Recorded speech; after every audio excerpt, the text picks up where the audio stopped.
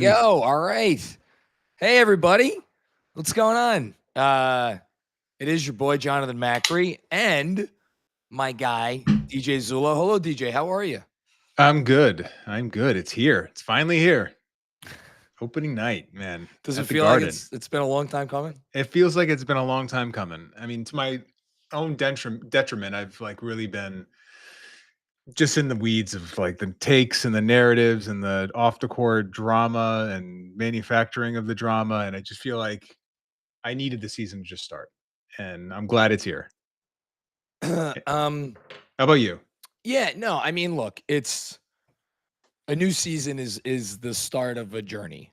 And that is a journey for the basketball team that we both root for and cover and write about and talk about and all those sorts of things. And it's, a journey for us as people who are kind of,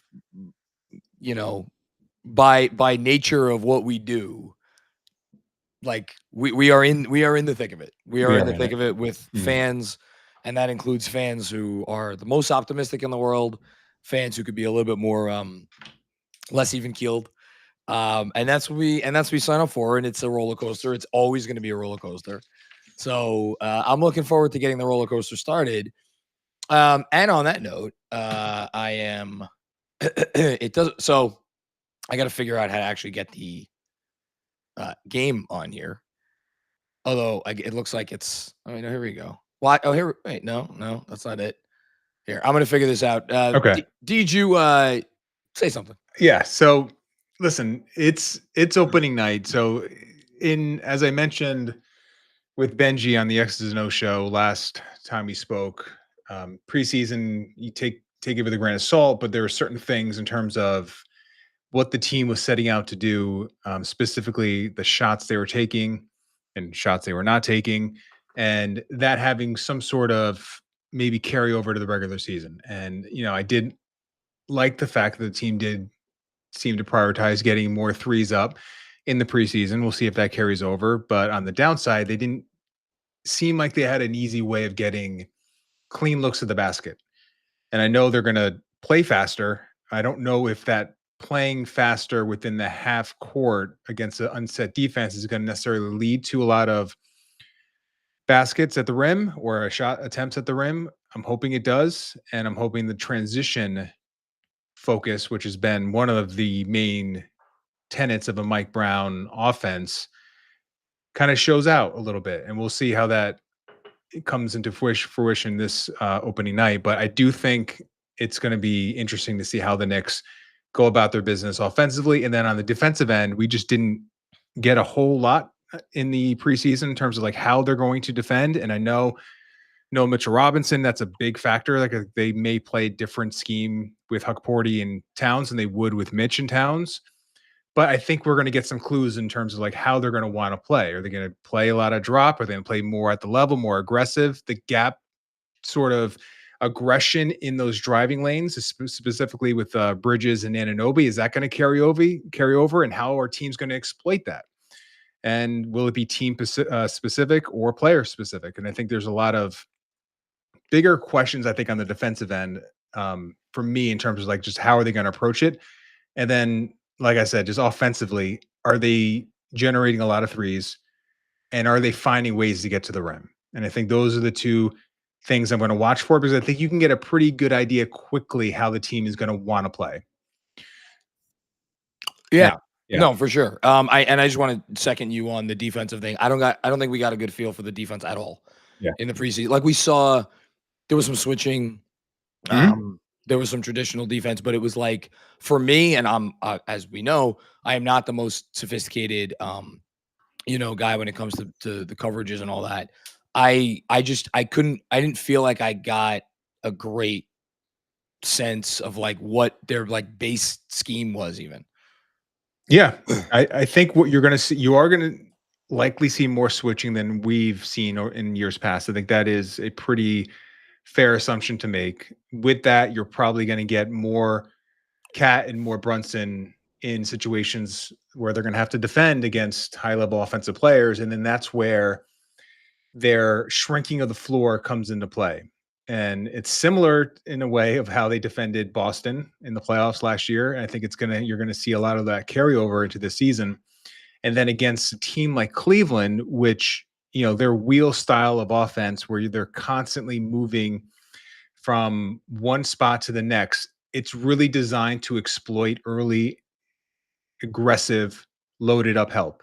So if the Knicks are going to utilize that sort of style, if let's say Jalen Brunson gets switched on to Donovan Mitchell, the Cavaliers are probably, other than maybe the Warriors, the team best designed to exploit that defense, and that's going to be the push pull in this particular game about are they going to switch Brunson and Cat onto these guards, and if they are they loading up, and if they're doing that, how are the Cavaliers looking to exploit that? And that'll be an interesting thing to look at and a good indication of like the adjustments Mike Brown may or may not have to make within a game.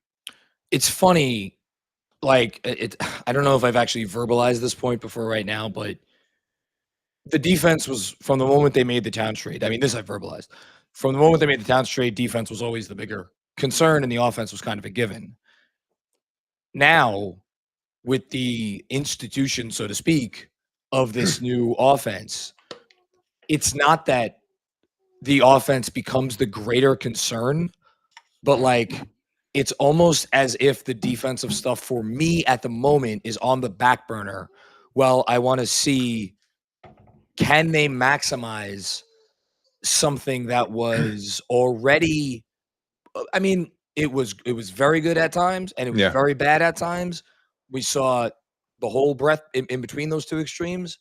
But like, it was comfortable, speaking about the offense, for the biggest pieces on the team. We know the offense was comfortable for Jalen Brunson. We know the offense was comfortable for Karl-Anthony Towns, even if some people viewed what he did and did not do within that offense as leaving something to be desired. Yep. It was comfortable at times for OG Anunoby and some of the other role players, and then other times not for OG in particular. And then it seemed like it was not comfortable for Mikal Bridges. And, they clearly think that this change will increase the productivity of everyone, not just Bridges and Anunoby, but Brunson and Cat as well. And it is just a very, like, I don't know if I've said this, but if they made a calculated gamble, is that unfair to say? No, I don't think I don't think it's unfair to say at all. This is a gamble. I think they had a certain baseline, at least in the regular season, with the offense that they've had for now a couple of years with different sort of co-stars with Brunson, but they've had a really good offense. The question was always the playoffs and the theory behind an offense that is more egalitarian and maybe takes less pressure off Brunson. In particular, you're going to have a fresher version of him in the playoffs and an offense that is a little more resilient come the playoffs. So that's part of like why when I've talked a few times now about like just having patience within our early viewing of this team, because it's clear, at least from my perspective, that there's a lot of kinks that they're still working out. That was one thing I think that the preseason told us, is that this offense is going to be different. And with that difference is going to bring some uncomfortability to echo what you were saying. And then just the learning curve that's going to just be there. And what was funny about last year is that they got off to such an early, fresh, nice, almost like untenable start in terms of like how good they were, with that Towns trade being like in the middle of training camp and not having much of a chance to really develop any chemistry. They were a elite offense right off the bat, and it kind of spoiled us like, oh yeah, this is just how it's going to be. And then obviously we know what happened as the season went along. This one, I'm hoping something different happens where it's more of a slow burn. And by the time they get to May and June, we're getting an offense that is, again, resilient is the one I keep going back to, because that's where I think the offense lacked the last couple of postseasons. And we'll see if this can do it. I think it is a gamble, though. You can't deny that. I think it's a worthy gamble, and I've been supportive of at least the theory behind it, but a gamble it is. And that was perfectly put. The thing I expect there to be some frustrations early on, and I'm curious. I'm curious how those frustrations manifest themselves. Because nothing. I'm not to get philosophical, but nothing worth doing ever came out of ease or like the simplest path. Like you have to go through difficult moments, and you have to challenge yourself, and you have to push yourself to uncomfortable limits, which was one of the many complaints about the previous head coach, which is that he never wanted guys to push themselves because he wanted to be in the comfort zone. Yeah. So as guys are being pushed, including maybe being pushed outside of places that either they think they want to go or that they think is maybe in their own personal best interest. We've heard Mike Brown talk a lot about unselfishness. And that being, I think that he says like that's tenet number one, right? Yep. Selflessness. So if there is a push and pull between some of those competing things, how does that resolve itself? Does it resolve itself? We've heard, from Garrison Matthews recently, that, when and this is before the dude was cut and he knew he was getting cut, said, man, the culture here is rock solid. Locker room's rock solid. So you hope that that's all going to be fine. And yet, become my two favorite words in Knicks content creation. And yet, I want to see it. Yeah. I think that's the right way to look at it. And it may just come down to like, are they getting the wins? If they're not getting the wins, and guys are sacrificing, and it's not showing up in the win-loss column to their satisfaction. It's easier when the team is winning to sacrifice and buy in. There's probably going to be a bit of a honeymoon period. There tends to be that when you have a good team that brought in a new coach. So I kind of expect that, even if there is maybe some clunkiness early, I think players are going to be, on their best behavior, to lack of a better phrase. And I think we'll see how that continues. I will say, just seeing Ariel Hukporti getting announced starting at MSG on opening night. Very cool. It's pretty cool for a guy that, second round pick, a lot of injuries. Like of all the guys I'm looking to see, like, what is Ariel Hukporti? Is he just a rotation big kind of a spot starter, or is he more than that? And we're going to find out against one of the best front lines in the NBA. Yes. Last thing before we get started, the devil's advocate to what you just said about everyone's going to start off on their best behavior, the whole thing, because they're going to give it the benefit of the doubt.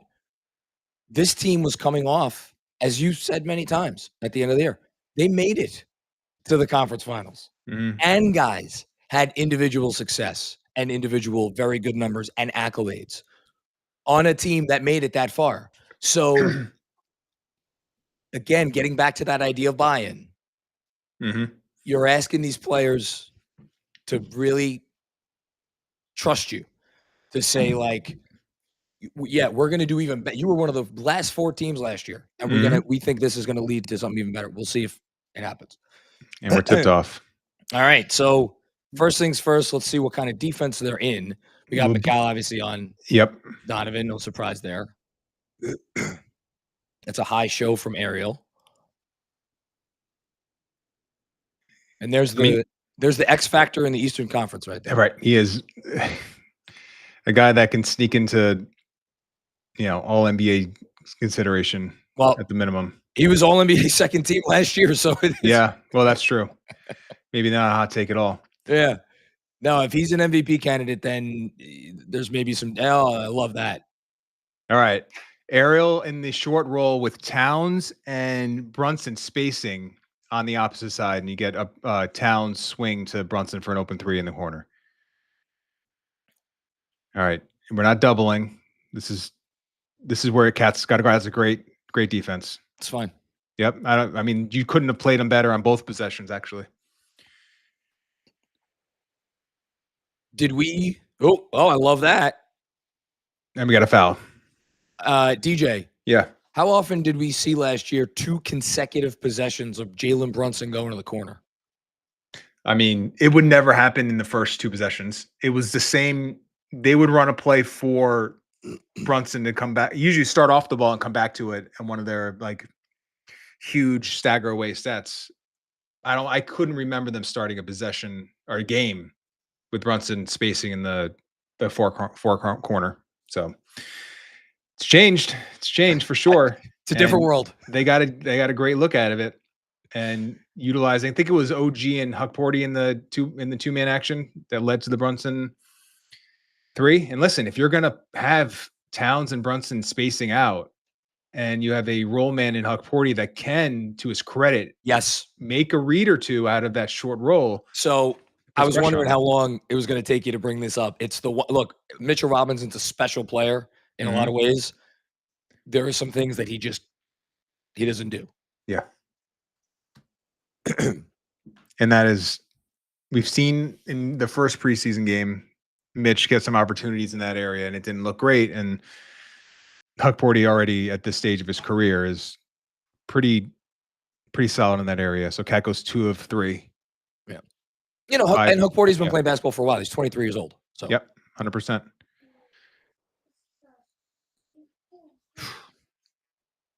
Speaking of special players. Yes. Back to all right.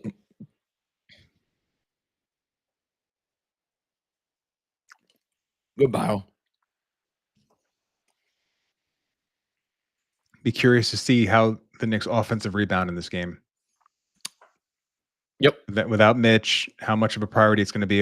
No Josh Hart, your 2 best offensive rebounders. Well, that's, by the way, that's Mikal and early help not getting out to a shooter. That's not DeAndre Hunter. That's a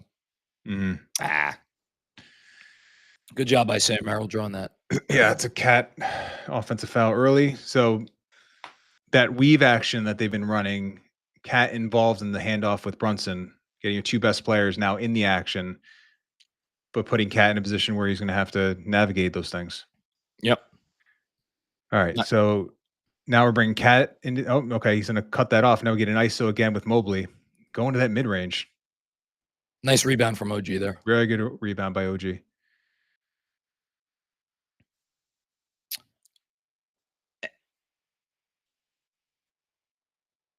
And that's the sort of thing. You're going to empower your players to make passes. You're going to get some moments like that. That can't happen. That's someone. Yeah. Can't leave him. Nope. He's a number one in the scouting report. No Sam Merrill open threes. Yeah. All right.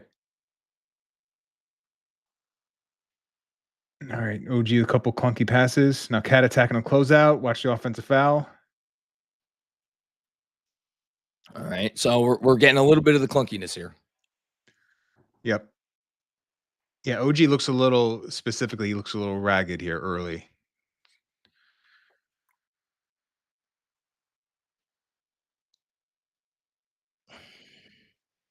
Got lucky there. Yeah. So they're setting up that stagger, and Merrill is going under it. So he's not even setting the screen. He's just popping out. And Knicks gave up an open 3 on it.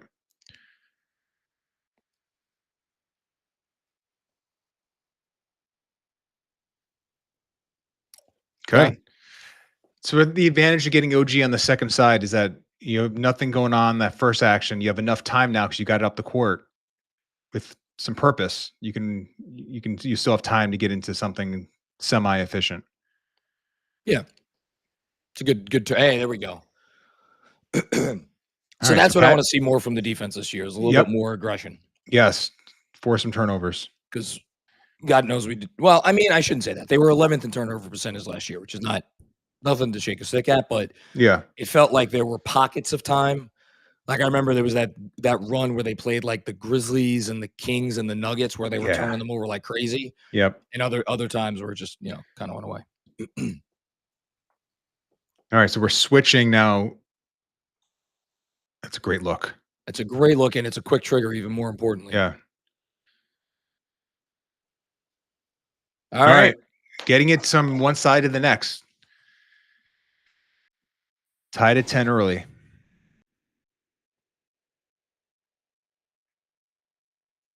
give that up.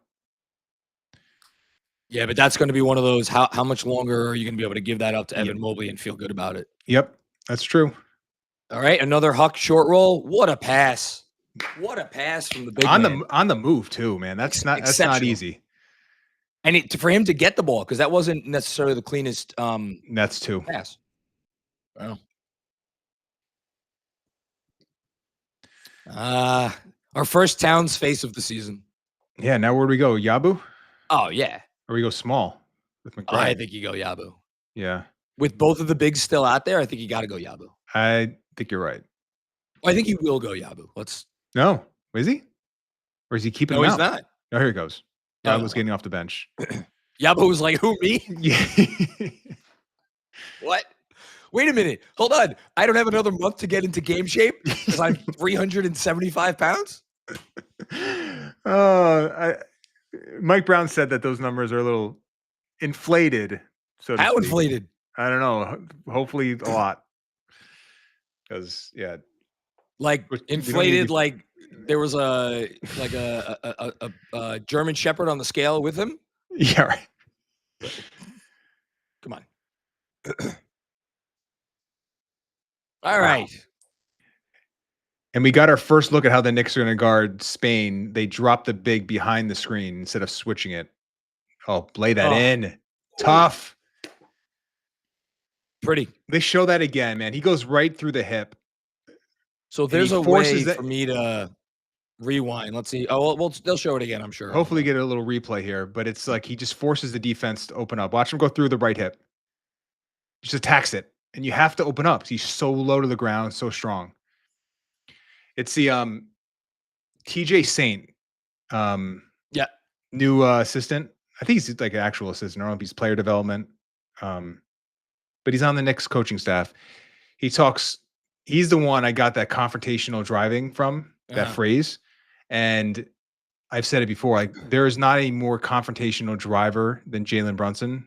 And he's not maybe as physical as like some of like the elite, like athletic big guards, but his ability to get low, get a nice bend, get under your pad level, and then just go through your hip to the point where he's almost forcing you to open up and give him the lane. And that was a great example of that right there against a guy that's, 6'7", but just can't stay in front because of where he was attacking him. I want to ask an X's and O's question because I have the game on my television screen, which is about 30 seconds behind. So I just watched the play again. Jared Allen, Ariel Hukporti's at the top of the arc. He has his foot either on or right by the top of the three-point arc for that entire play. Jared Allen never leaves him. Why would Allen not be just like completely abandoning Hukporti to go help once he sees Brunson going into that drive?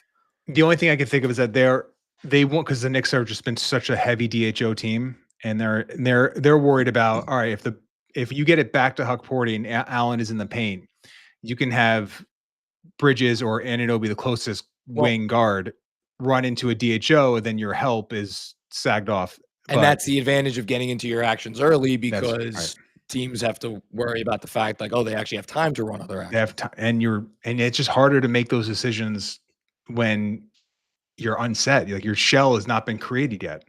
And so I'm sure part of it is, I think most of it is the DHO part, because you don't want to give a big that has some ball skills and you have threatening players around him free reign to get a clean DHO. And then if that player that is guarding the receiver is not able to get over that screen, it's an open three.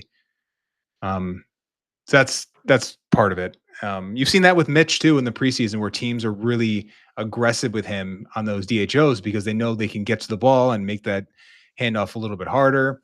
So it's like part of it is, you can sag off and you can give him, kind of clog up the space, take away cuts and driving lanes, but also you're making that DHO much easier to get off. And that's probably where the Allen was thinking in that play.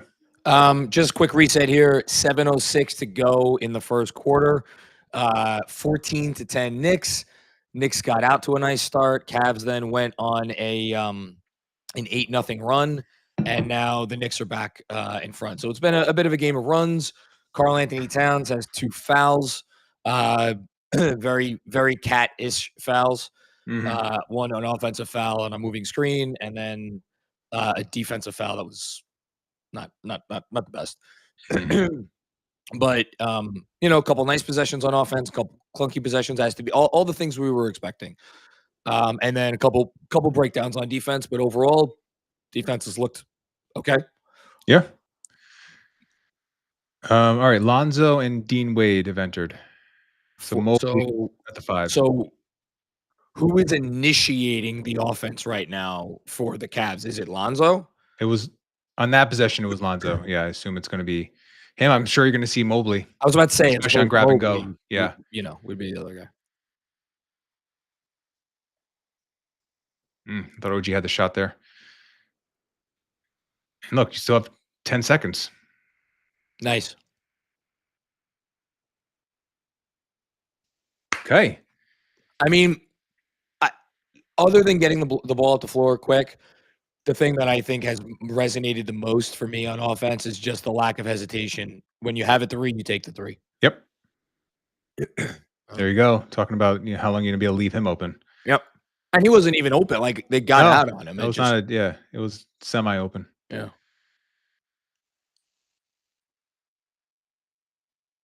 It's a tough one. That's really tough. Yeah. Those are the ones from OG. Predetermined. Yeah.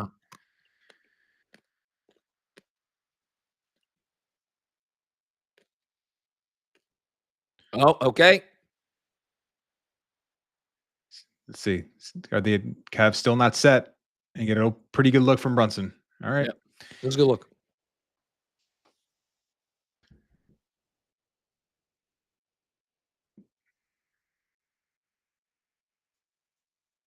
Man. Is that 6 or 7 shots by Mobley here in the first 7 minutes?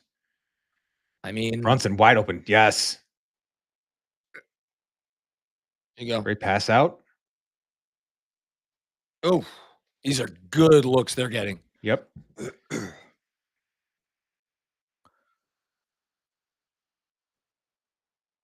a great job by OG. That was not his man initially. Yep. Getting out to Merrill. All right. Good job, Huckporty. Good job being there. Yeah, he's exhausted. And he had a good little run there.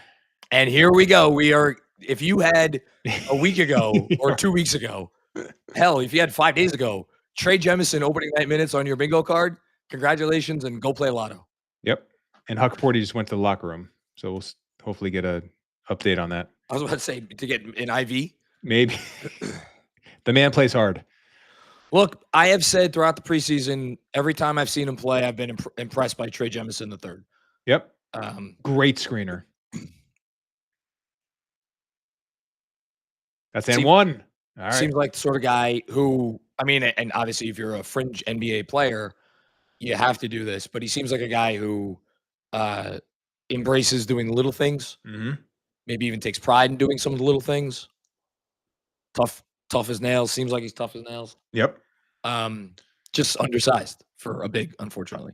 Yeah, undersized and doesn't really play above the rim, but no, he's a below the rim player. He is, but he sets a screen, man, and we'll see if he can get a couple cracks on whoever Brunson is, who's defending Brunson, because he had a couple in the preseason that were really impressive.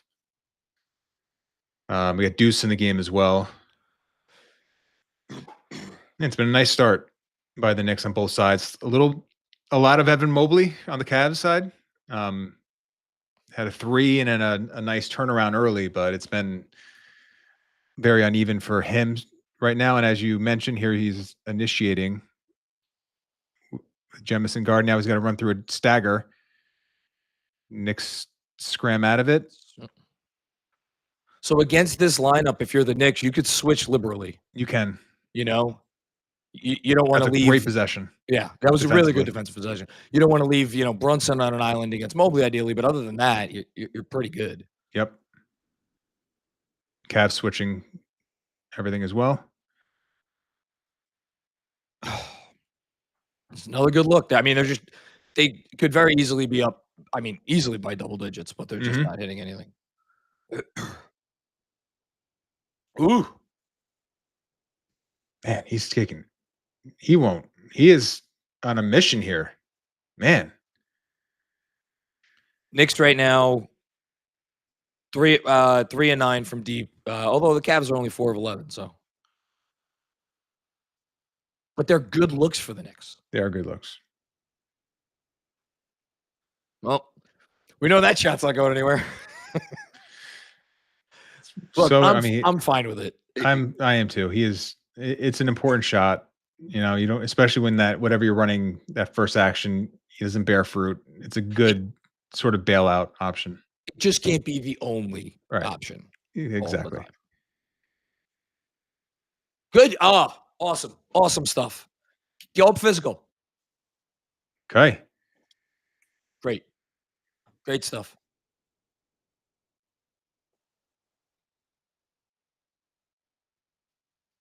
Great box out by Jalen on Dean Wade. A little screen. Jemison. That's tough. Woo! That's tough. So we did our betting and sweating show earlier today, me and Sean. And we have to do a home run bet, which is plus 300 or like 3-1 odds or greater.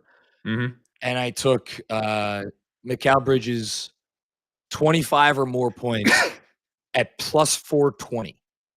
Wow. Shout out to our friend at Fanatic Sportsbook. He has 9 right now, right?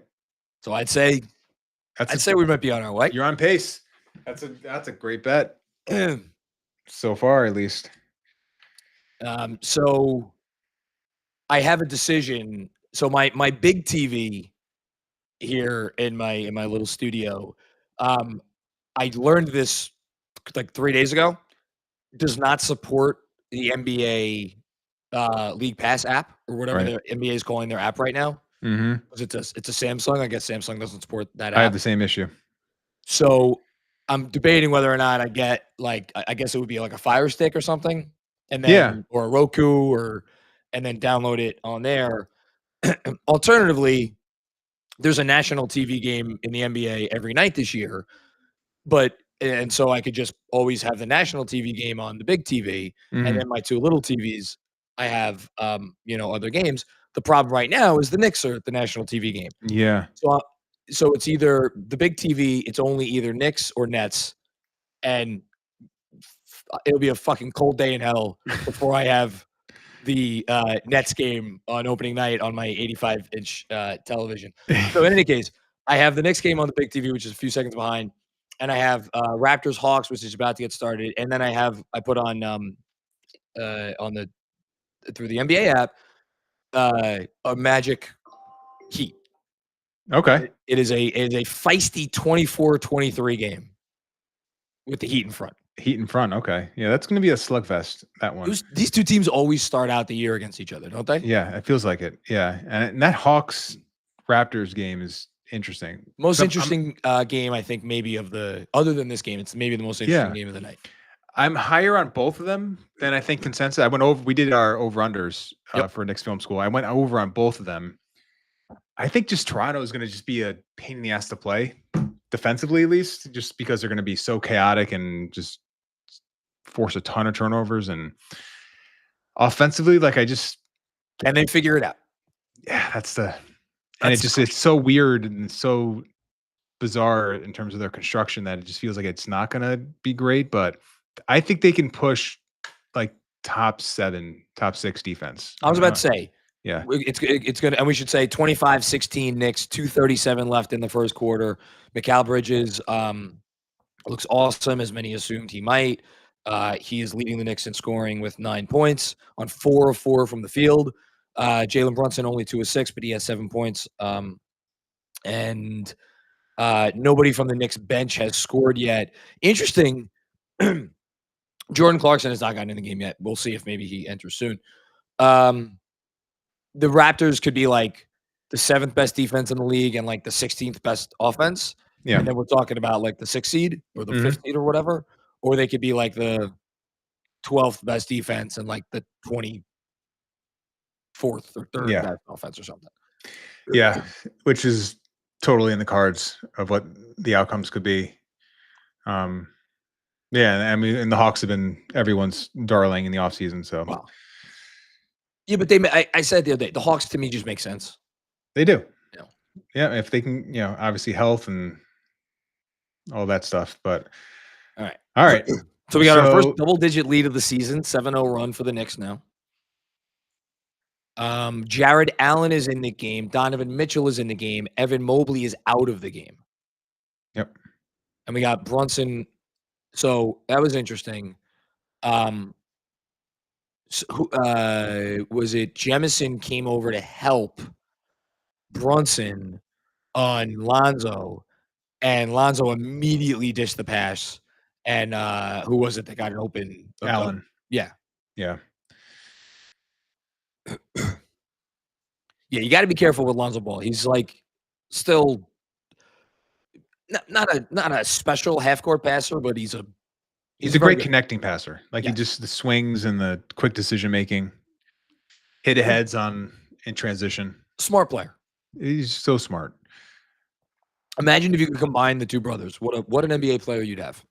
Honest to God, you would have an MVP candidate. You might. Right? If you gave Lonzo or vice versa, you gave them their deficiency, like their defense to our offense, it would be a unguardable force on one end and a top 20 defensive player in the other with health. I mean, that's what Lonzo was doing when he was healthy in Chicago. Like he was that in that short spurt, he was that good defensively. So we have our first look at this lineup. I would say our first eyebrow raiser of the night, which is Landry Shamet in the game ahead of Jordan Clarkson. Yes. Man, they are gang boxing out. It's like the third initiation possession by Anunoby, creating a three. Missing yet another three. All right, so let's look at who this lineup is right now. We got Trey Jemison the third, Gershon Yabusele, Deuce McBride or Landry Shamet at the three. No Gershon. What? No Gershon. Oh, sorry. OG, yeah. Not Gershon.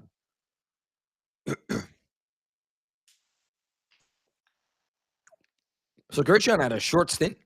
He did. Finish that. There you go. I mean, my God.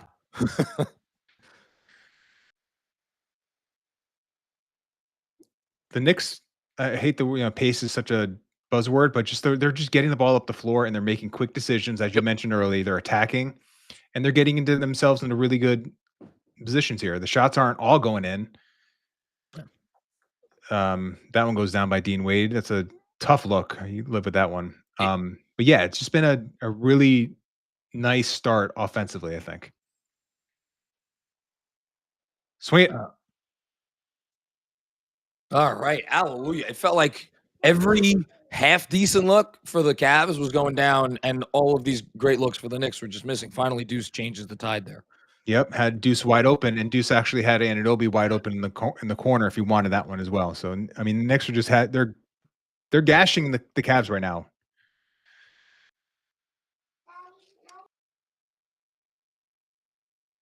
Yeah, of course. My daughter just asked for a blanket. What a horrible father I am.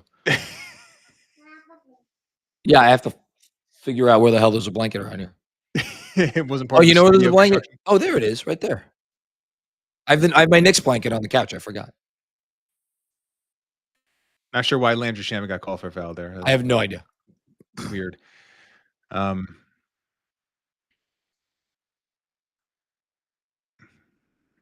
Brunson entire first quarter. Yep.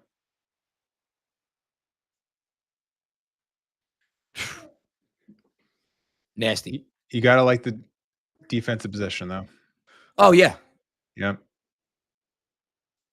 All right. Oof.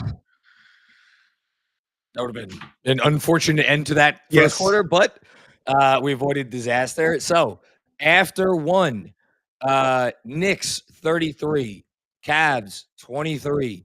I would say I'm going to leave it to DJ to do his biggest takeaways. I'll just say in terms of just some numbers that pop out, the Knicks struggling a little bit from deep, and yet they're hitting a higher percentage than the Cavs, believe it or not. So throw out what I just said a few minutes ago. But it feels like the Knicks should be better than 4 of 11 from three, which is what they are because of the amount of great looks they've gotten.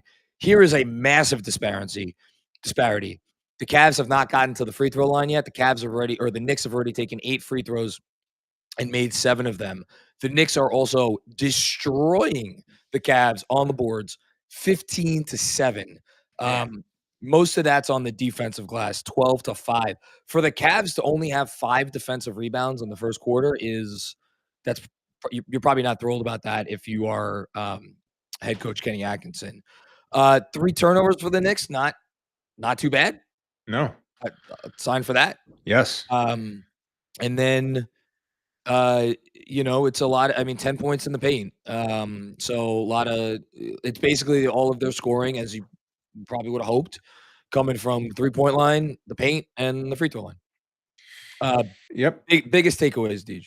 Well, I think you have to start with the offense. Just the amount of looks they generated was very impressive, and it was not all on the first action. It was sometimes on the second and third. And when Mike Brown was brought in, the first thing I thought of when I went back and just watched how the Kings would play is like how often they would get it to the second side and how little I recall the Knicks doing that. And you've seen this in the first quarter already. The Knicks able to get it quickly to the second side against a tilted, now moving defense, create the closeout, and try to take advantage of it. To your point, they're not making a super high percentage of their open looks, but it's all about the process at this point. And I think the process offensively is really good. And then on the defensive end, just quickly on the centers, Huckporty and Jemison, I thought both of them had fantastic job.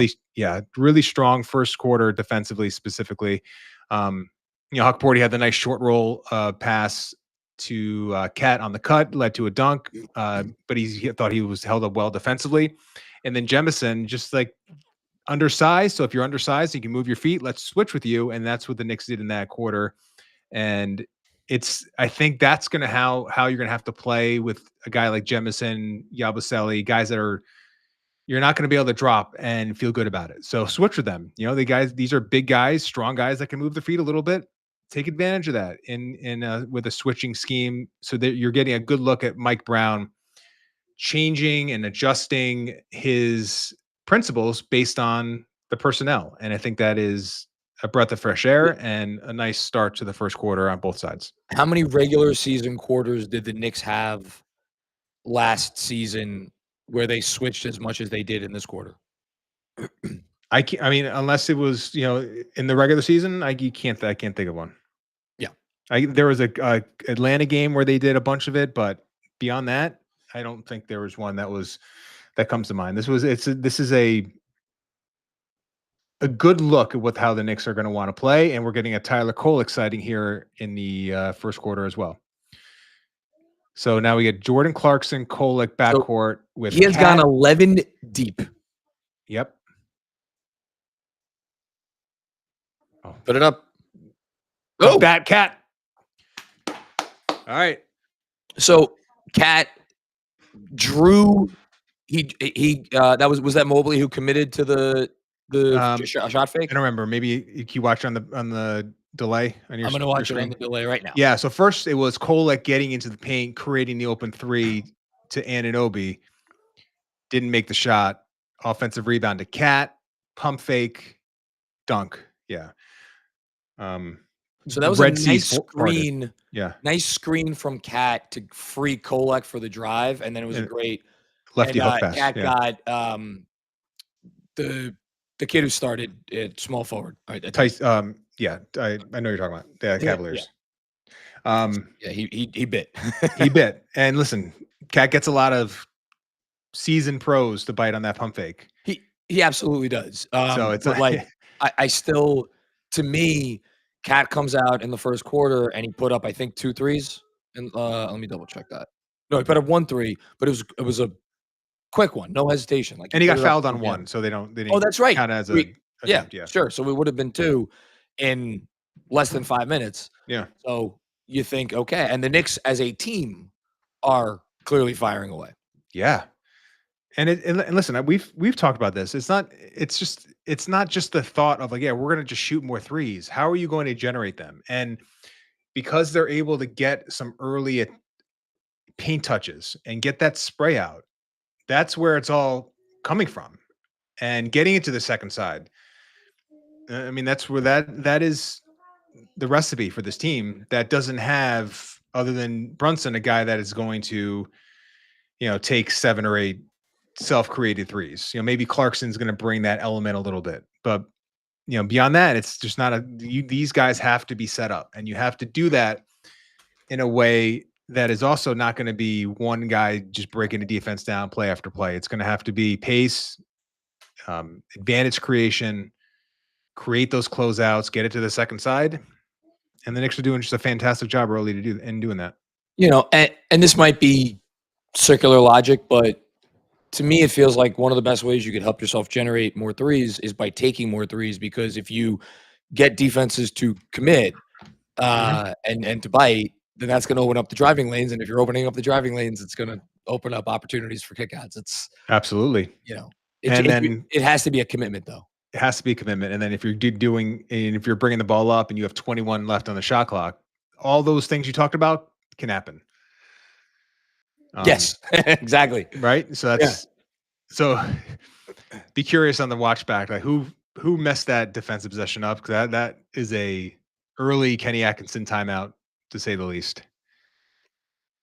And I got to say, I'm a little surprised, because the Cavs, like, they weren't always a great defense last year. I think the defense probably faltered as the season went on, but they always struck me as pretty solid, and I do not think I would define them as solid thus far in this game.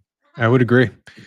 And I know DeAndre Hunter is not playing, but they have Garland is not playing. That actually helps their defense a little bit, but they have their 2 bigs. And now this is you're getting OG Anunoby with 4, like, just subpar defensive players. So that is a lot to ask of him. And he gets a Donovan Mitchell stop on a good contest at the rim. Oh wow! Are we going to call another timeout, Kenny? Tyler Kolek has made 2 great passes in about less than a minute.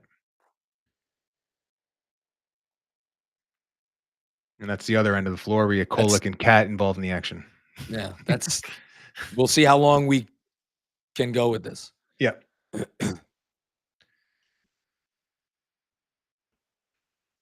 All right, now ball sticking a little bit with Clarkson.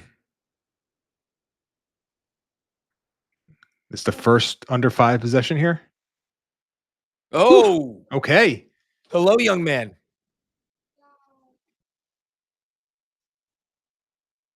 Look at Tim Legler with the facts. Yeah, right. That's great. All right, Kolek switching. Let's see if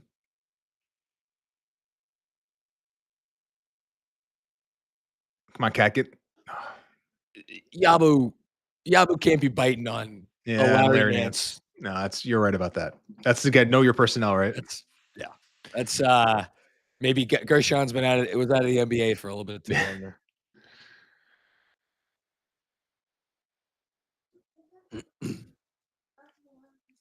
Yeah, sounding him. 40-27 right now. Knicks are up by 13 points. A couple of minutes have gone by here in the second quarter. The offense continues to look good, and helps when Tyler Kolek comes in, makes his first 3-point attempt. Yep, and a couple great passes. Yes.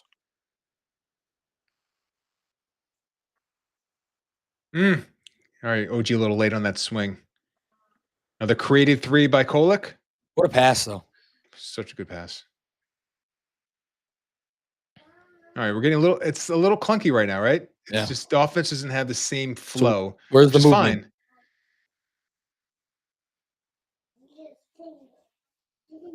Fine. Okay. I mean, it's a lot of Clarkson dribbling now, and it stands out, right? Because of what we've been watching. Now, this is the stuff sometimes you need, but it just feels a little bit like it's kind of hamstrung the offense in a couple of possessions early. Yeah, they survived one. That one, not so much. I was about to say that was nasty. That was a great step back, pull back by Mitchell. OG did a good job of getting back in the play.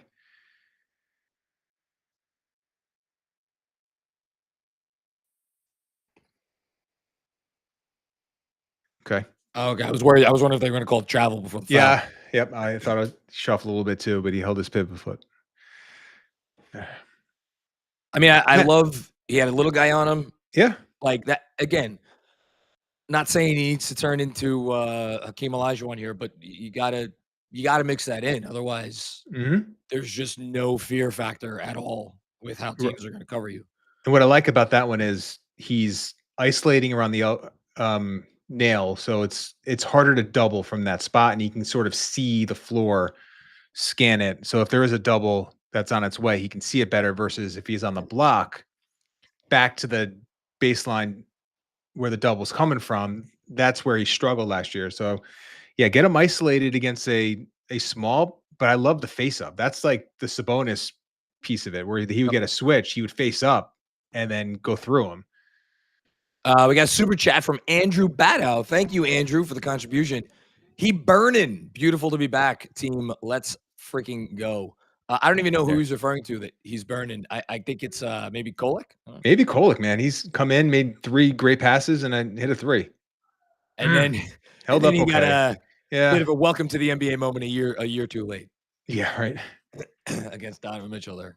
That's okay.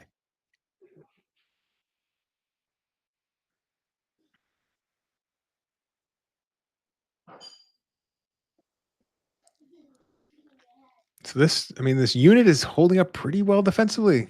You know? Great job, OG. It helps when you have OG Anunoby on the back line. I was about to say the human eraser just covers up or gets rid of so much.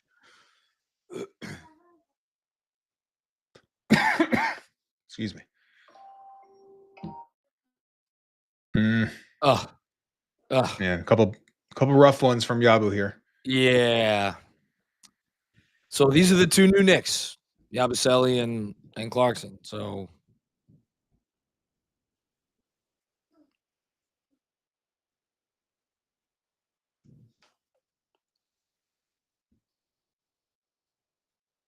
yeah. What if you have the sound on, Jefferson's talking about just how Yabusele sort of opened his hips, gave the baseline up versus playing square and sort of like dictating baseline but not giving it up, and that's the issue.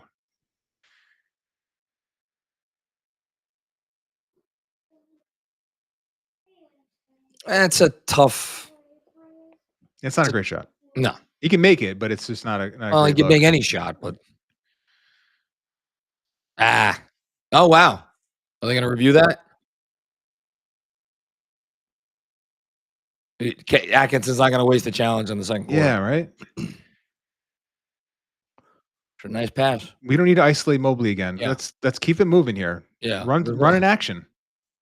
Guys, literally the reigning defensive player of the year, and we're picking on him. Yeah, let's not do that. And that's where the IQ part comes in. It's like, look at who else is on the floor. There are clearly some other spots here.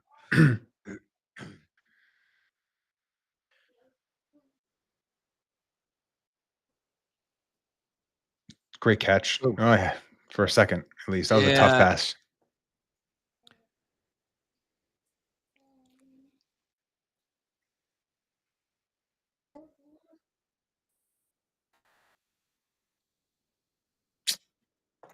So I was Cat a little late out to the corner. I mean, it's Larry Nance Jr., but he could hit from the corners. Right. All right. So the Cavs have now cut it to a 9-point advantage. It'll be interesting to see. So this is the difference between Brown and Tibbs. Are we bringing in Tibbs would bring in Brunson right now? He would. Well, Jordan Clarkson could do that.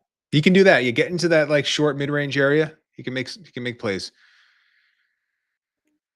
And again, you're kind of banking. Oh, gosh, he almost got that. Okay. You're banking on with Clarkson. You are signing up ahead of time for some pain. You're signing up for some pain, and it's just 100%. About whether the good outweighs the bad. Yeah, and look, if the team really has 11 guys, then you don't really need to rely on them in a way that is to the point where you don't have other options. So it looks good news. Huck Porty did go back to the locker room briefly when he initially came out, is back on the floor now. Great. So now we have Huck, Towns, Bridges, Clarkson, and Kolek. My God, these lineups.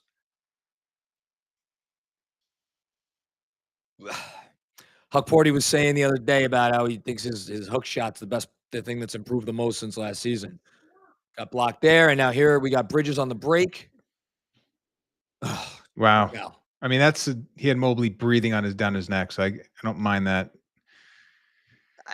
Maybe go up and try to draw a little contact. Yeah, that one. I'm gonna give him benefit of the doubt because he had a defender back and then Mobley in like retreat. I don't know.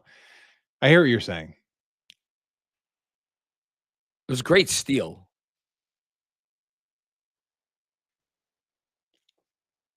All right, so this offense has really struggled in the second quarter, and yeah, I mean they only have 11 points here, and it really was just it's been. I mean that's not a you just gave up an open three to Nance if you're Karl-Anthony Towns, and on that one you're just lazy getting out, and it's a hand down, man down. Yeah, and those are the things from Towns that like. They're really just not excusable. Oof. I mean, he went against the man, and the man won. Yeah, it's been an impressive stretch here defensively from Mobley. So Knicks 44, Cavs 38, 5:59 midway through the second quarter. Let's talk about Kolek a bit. I mean, sure. A guy that, at least for me, summer league and then the first couple of preseason games, like I'm thinking, all right, is he an NBA player? Is he going to be on the team in a few weeks? I think we're all sort of thinking the same thing. And then the last two preseason games, plays really well. Seemed in command, and you take it with a grain of salt, obviously because of the competition. But he comes out tonight. He's made 3 highly impressive passes. He's made an open 3. Defensively, like he got beat on one ball screen where he just got behind and gave up a floater, but it hasn't felt like he has been a huge minus on that end.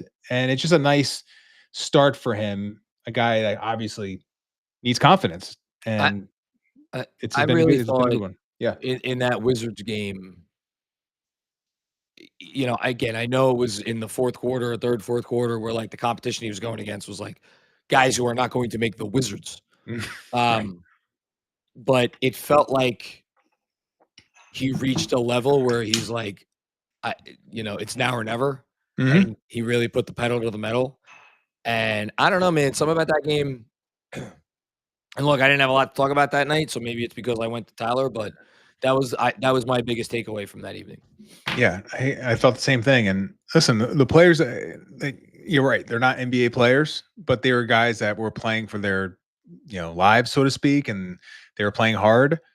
And this is what we talked about, like when guys go to the summer league and second year, third year guys show you're the best player on the floor, and he did that. So it was a good sign, and there's something there with him.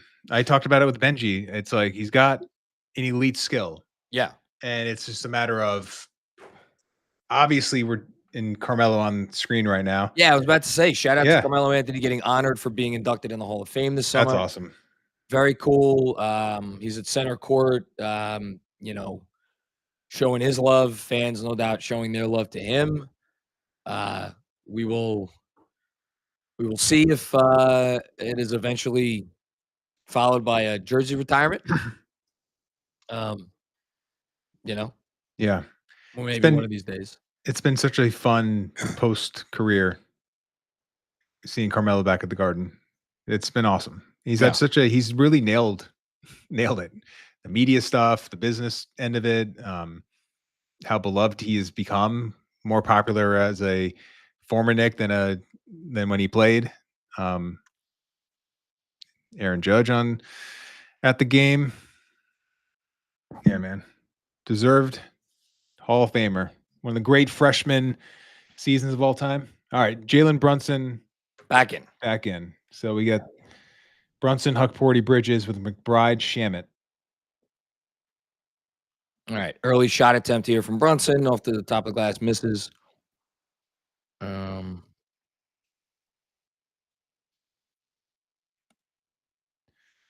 Nice shot by Shamek digging down, getting a steal. Can't have that. No, it's not. Unforced error. It's not what you want.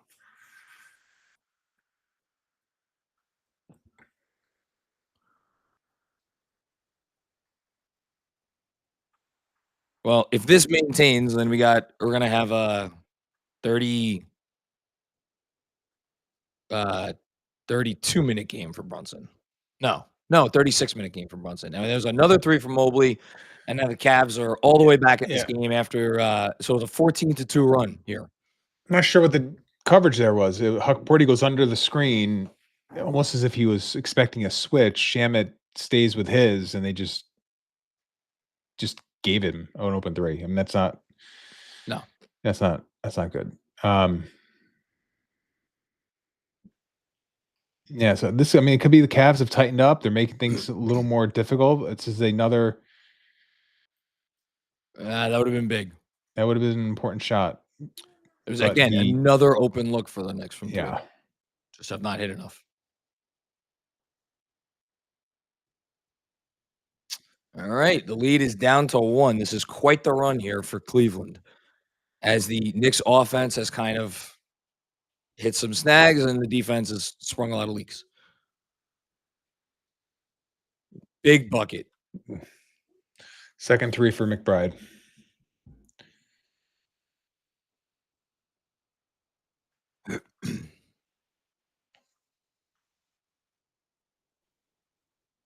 So we got Brunson on Nance down low. Something to. Oh, okay. Didn't hurt them.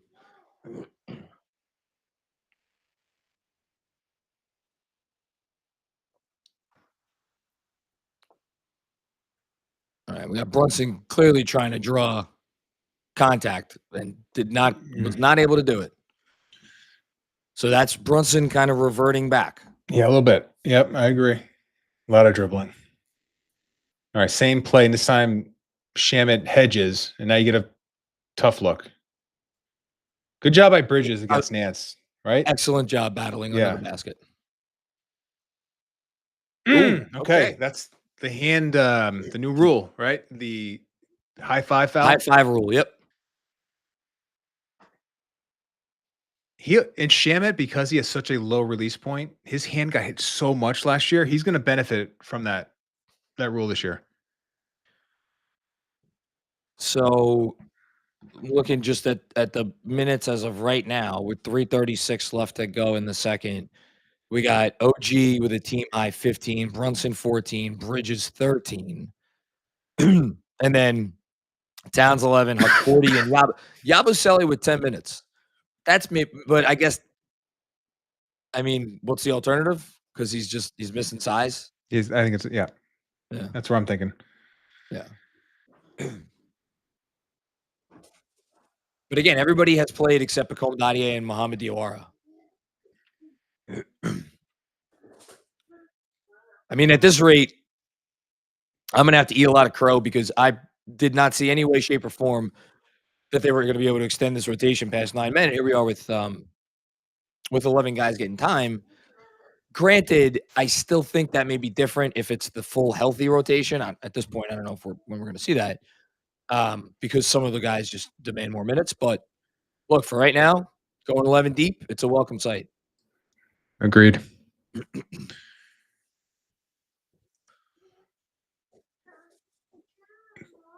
Look at that. That was Bridges coming back in the play and getting a rear contest. And it feels like Bridges has been activated.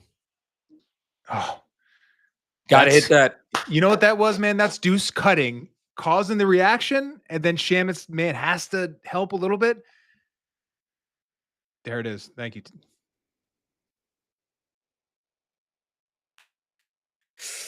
Hey, that's the guy you want shooting. Of all the, I mean, it's like you don't want to give him the wide open look, but it's dictate the shooter a little bit. I just realized OG Anunoby's playing center. Holy shit. You're right. My God.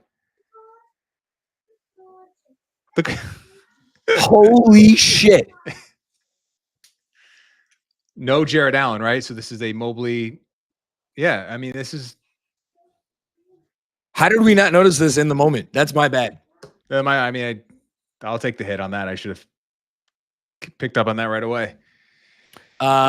Super chat from Andrew Badow, Bridges burning. Thank you. Heart is missed. Controlled bench energy. Credit due. Yeah, I mean, one of the big questions at this point. And here's Towns coming in, so OG at the 5 is over. I'm assuming because the Cavs made a sub. Shamet comes out of the game. Really good minutes for Landry Shamet. Yep. What was I going to say? But I lost my train of thought. OG at the 5. My mind is blown with OG at the 5. And he's staying on Mobley, so you're going to get Cat on Dean Wade. That's fine. Yep.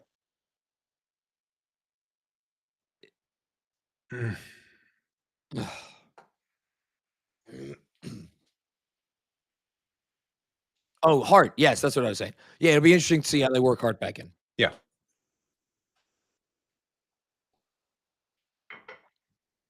OG at the 5, as I live and breathe.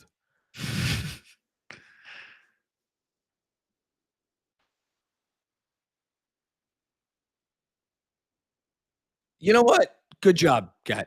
Yeah. Yeah, and he gets back in the play a little bit, get a little contest. That's all it is. Over Mobley? Wow. And it's back to it. You know, this is a big pushback from them. You have 2 more. Okay, nice turnover, silly turnover for the Cavs. This is a very important 2 minutes because this is one of those 2-minute stretches where this game could go in either direction. Yeah. Cavs could get back in it, be it a 3-4 point game at half, or the Knicks can maybe even extend the lead a little bit. They got the momentum right now. Excellent job by Jalen Brunson, recognizing that he has a subpar defender on him there, and that's what he was trying to do on that other possession where there was a lot of dribbling. Yeah.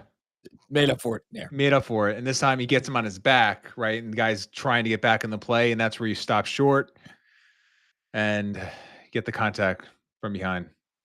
Yeah, I want to shout out my guy Ray Marcano in the chat.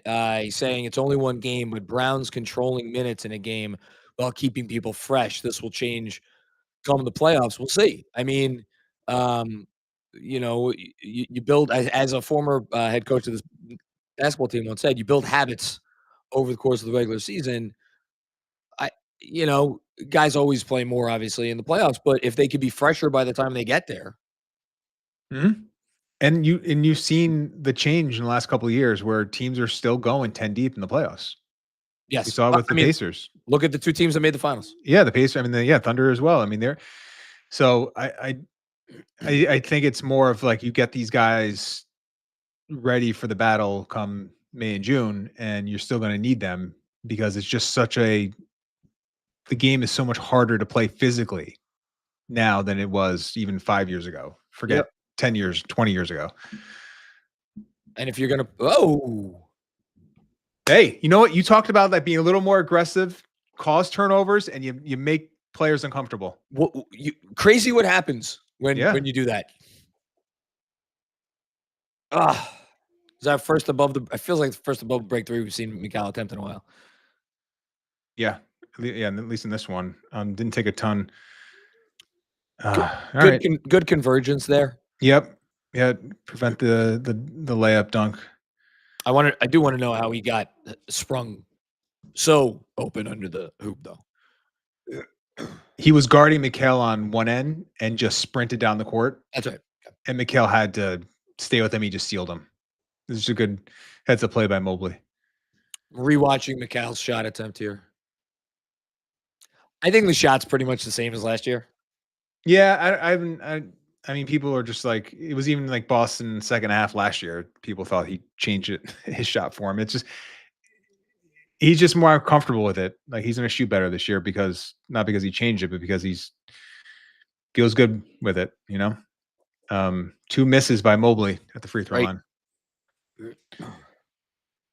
All right. Brunson off ball in the right corner. Cat in the paint. I don't know what they're trying to do here. I don't know what that was. They weren't trying to do that. No. And OG's had a couple bizarre passes. Are they? Nice job, Cat. Mobley got it. Oh, is great finish. Wait, Cat, you mean? I think Mobley. I think Anunoby. I'm sorry, got the steal. It was Anunoby. Okay. Yeah, we'll see a replay on that, but I thought it was him. Someone just got a tech. Was it Atkinson?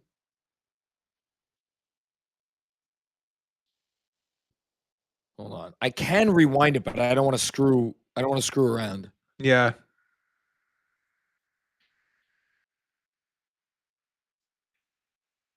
Cat at the free throw line here to push it to 17. It was Cat that slapped at it. Okay, got it. I mean, it was Cat. Mobley was also on the coverage, so yeah. Here we go. Oh no, it was both. Okay. I don't know who. I think OG fouled Allen, and I think Cat knocked it away. So someone fouled Allen. Yeah. Yeah. Kenny had a gripe there. He had a gripe. Let's hope that doesn't fire them up. This is now a 19-3 run.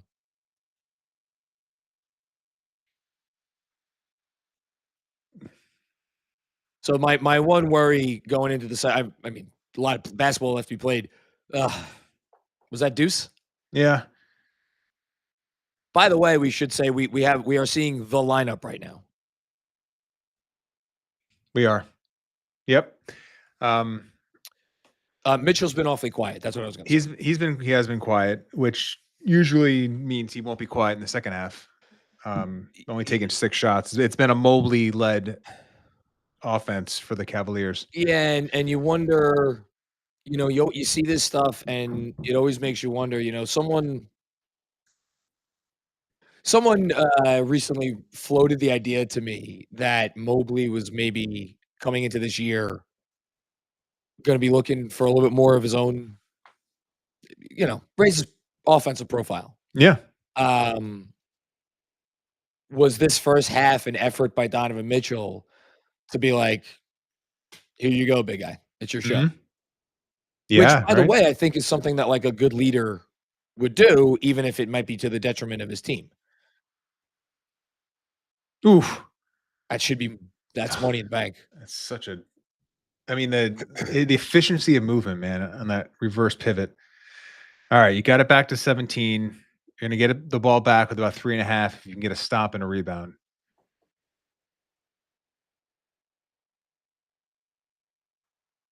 Great defense by Bridges. Oof. Great defense, better offense. Yeah. Tip your cap, man. Tip your cap.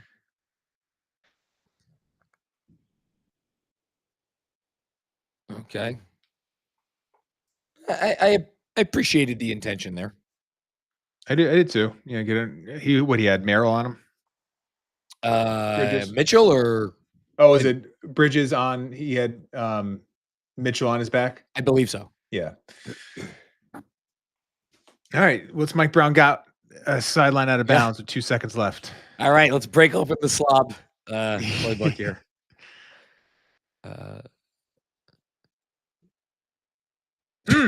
Okay. Mike Brown, or excuse me, Mike Breen. The dry humor. Yeah. Ray Marcano ends our first half of the super chat, ending the half strong. Best part. They didn't last season. No, they didn't, Ray. They didn't always end the half strong last season. I gotta, let's do a quick recap of the first half, and then we'll take a little break, and we'll be back to the start of the third quarter. If you're a Knicks fan, it's tough to be upset about the half that we just witnessed.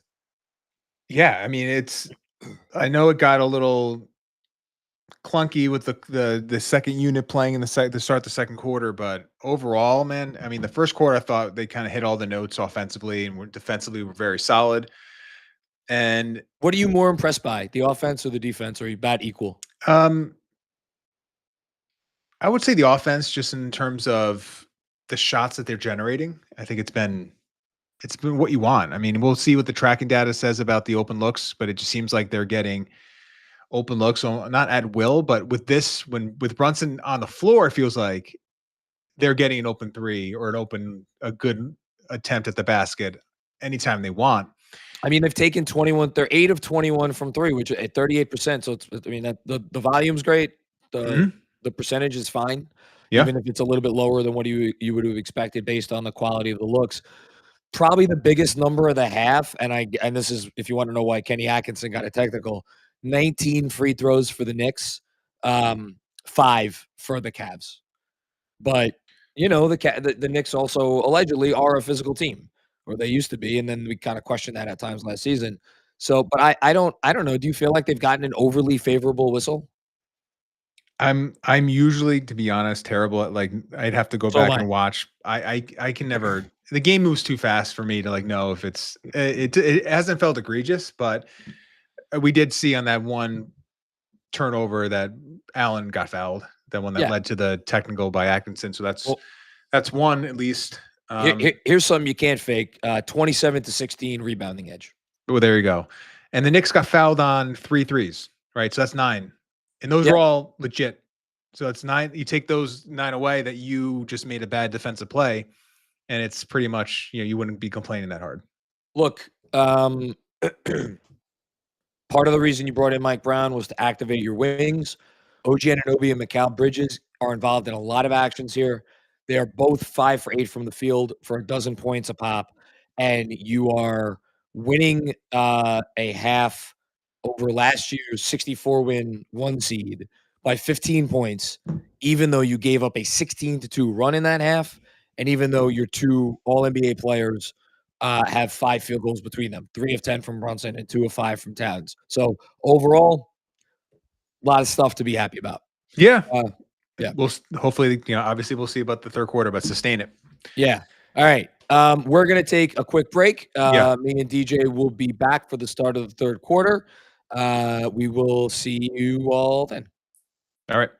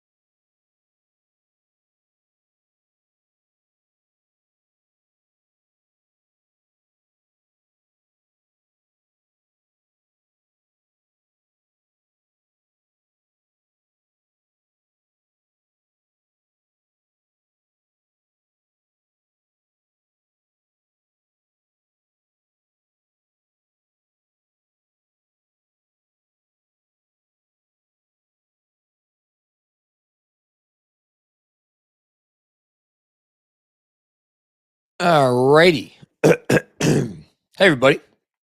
Thanks to everybody joining us for this, our first watch along of the year. I can't actually tell. I'm assuming the eyeballs here is like how many. Yeah, that's how many people are checking us out on YouTube, which is great. Hopefully, this becomes a thing throughout the season. It was, we've been doing them for a few years, but like the playback technology wasn't always kind of where we wanted it to be. I got to tell you, I like the playback experience right now, DJ. I don't know how you felt on the first half. Yeah, it's been great. Video quality's been awesome. You're navigating the buttons well and seamlessly. I haven't done much. Yeah. Well, I have clipped some stuff though, which you can do if you want. I didn't even tell you about this. No. So if you go, you see the little scissor on the bottom there? I do see that. If you want, you can press the scissor, and then you could clip. You'll see the options. You could clip the last 30 seconds, the last minute, the last 3 minutes, the last 5 minutes, and then you could disseminate those either live on social media or you could download them. So I clipped a bunch of stuff that I'm gonna.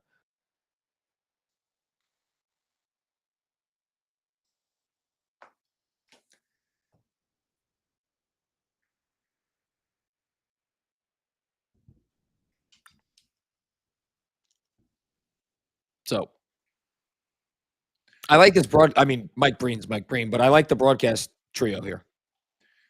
Yeah, I think it's a good mix. I haven't been paying a ton of attention, but the three of them feel like they would go well together because Legs has that little more X's and O's analytical, and RJ, I actually like him as a announcer, even though he kind of gives the Knicks some shit every once in a while. And then Breen is Breen. Yeah, it's a good group. Yep. All right, here we go. More off-ball Brunson. Yeah, it's been pretty incredible.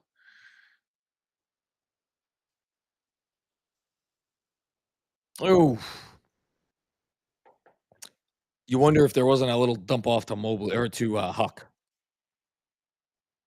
Right. Yeah, I'd have to see it again, but we've talked about this, right? It's the Towns passing on the move has not been a strong suit. Yeah, but it's like, I'm gonna see it again. I mean, when he's that close to the rim, he's always going to shoot it. Yeah.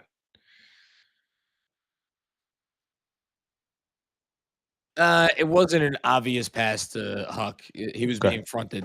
So, all right, important to open this third quarter, strong.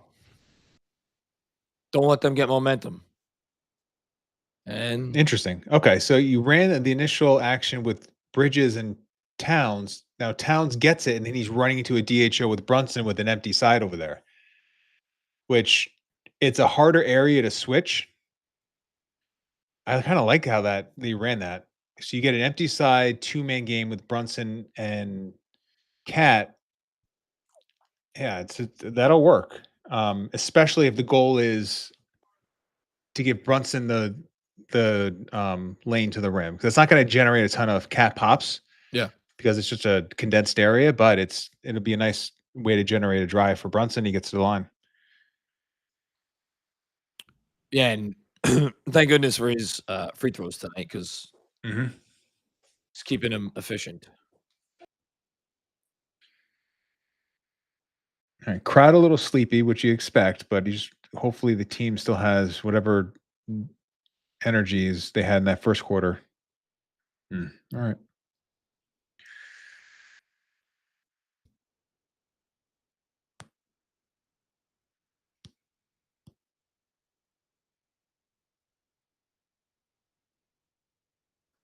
Wow. Atkinson and Brown on that 21-22 Warrior staff. I forgot about that. That's a luxury.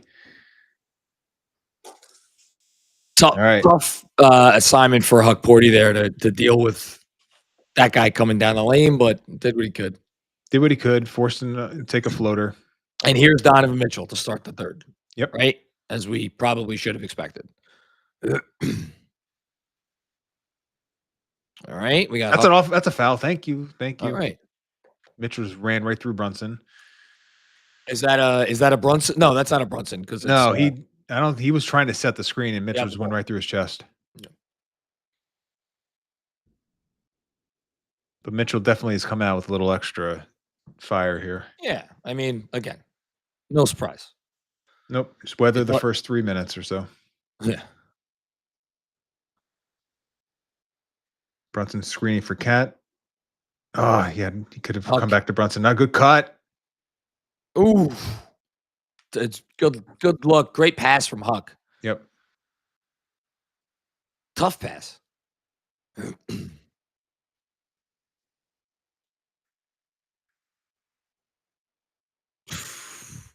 Man. He's coming. He's coming.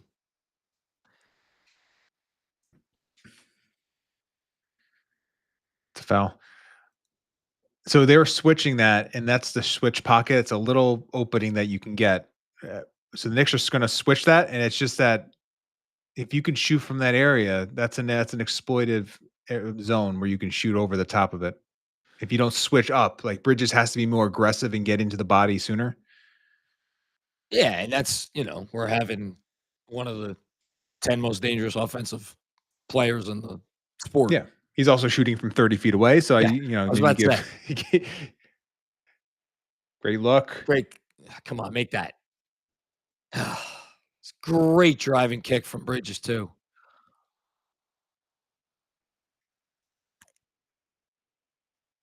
It's good D. Great D. Better O. Man.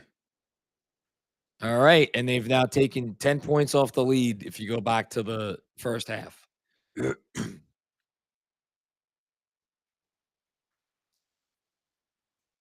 Big three there. It's great spray out by Brunson. Wow. Okay. What's that Cat trail? Have it. They have it. He's trying to draw. There's the finish. He was looking for it. That was a hell of a finish. Man. Was that his costume in Malcolm X? I think it was. Oh, you would know better than me. Yeah, it's been years since I've seen that movie. It's similar. The beginning of the movie, to be clear.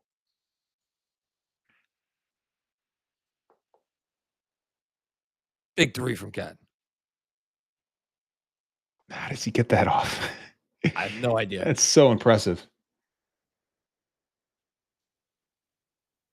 Brunson screening. Look at the advantage you're getting out of this. Oh, what a comeback here. That was a great set. And it all starts with Brunson screening. Gives Bridges the So why is that? Why does that create such an advantage? Because you don't want to help on that. So if you're guarding Brunson, your job is I gotta stay, right? I gotta stay attached. It's the Steph Curry. He's arguably the greatest, most dangerous screener ever because you just can't leave him. So you get all these advantages based on just the gravity alone. So Brunson has a similar reaction. So the teams stay with him, so you're unable to help on that drive. Where you would normally, when you get involved in the screening action, you want to like hedge a little bit, give support to the player getting screened off, and you just can't because you're worried about leaving Brunson. Why creates that chain reaction? At the risk of throwing chum to the Sharks, is it just as simple as just Tibbs didn't want him screening, or why didn't we see this a lot last year? They did it more to his credit than but it's not been. This is a extreme case. Like I would love to track this. It feels like you've gotten more Anunoby and Bridges initiating than Brunson in this game. Like you combine Anunoby and Bridges, the times they brought the ball up the court, initiate the offense. I guess right now it's more than Brunson. And like in a typical game last year, the combined percentage of possessions that those two guys would initiate was like what? 15, 20 less? Yeah, maybe 10, 15%. Yeah, it just, hey, Guys, cash the top of the key 3. And now it's the half-court shot. 1 shot for 50G.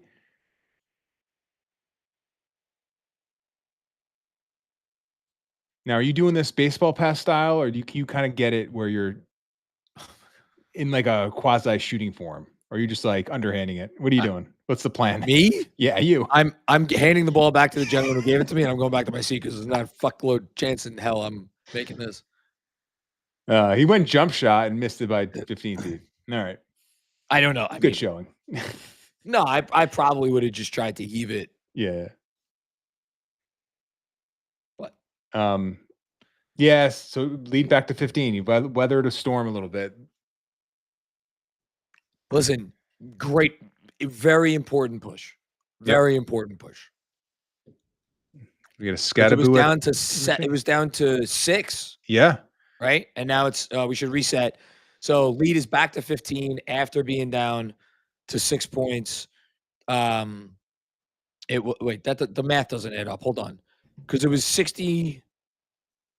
It was 66 to 60. Cat hit the 3 to make it 69 to 60, I think, right? Oh no, it was down to 7. It was down to 7. It was 7. Yeah. That's right. It. And so that made it 70 to 60. Then JB hit the tough 2. Then OG hits the 3 after the Brunson screen, and now we're back to a 15-point lead. You figure the Cavs have one more serious push in them. Yep. And a good comment here. Oh, sorry. What were you going to say? No, go read the comment. Elite. I don't know what his actual name is, but he goes by Elite in our new Chat Knicks app, which everybody, by the way, should go download. And I'll be in there a lot more on Friday's game while I'm not doing the watch along. But he's made the point that this is one of the better bad shooting games we've seen from Brunson. Brunson's playing great, even though he's not shooting great. That's a great point. Yeah. You're still feeling his offense. Yes. That was a series of ghost screens that the Cavaliers ran, about 3 of them, and finally were able to get Merrill flaring out for an open 3. All right. But yeah, it's a good point because it's like you don't have to score to be felt in terms of like his impact on an offense. It's really special. Now OG ghosting out and he drives it. Oh no. Well, at least we're staying here. 7 on the clock.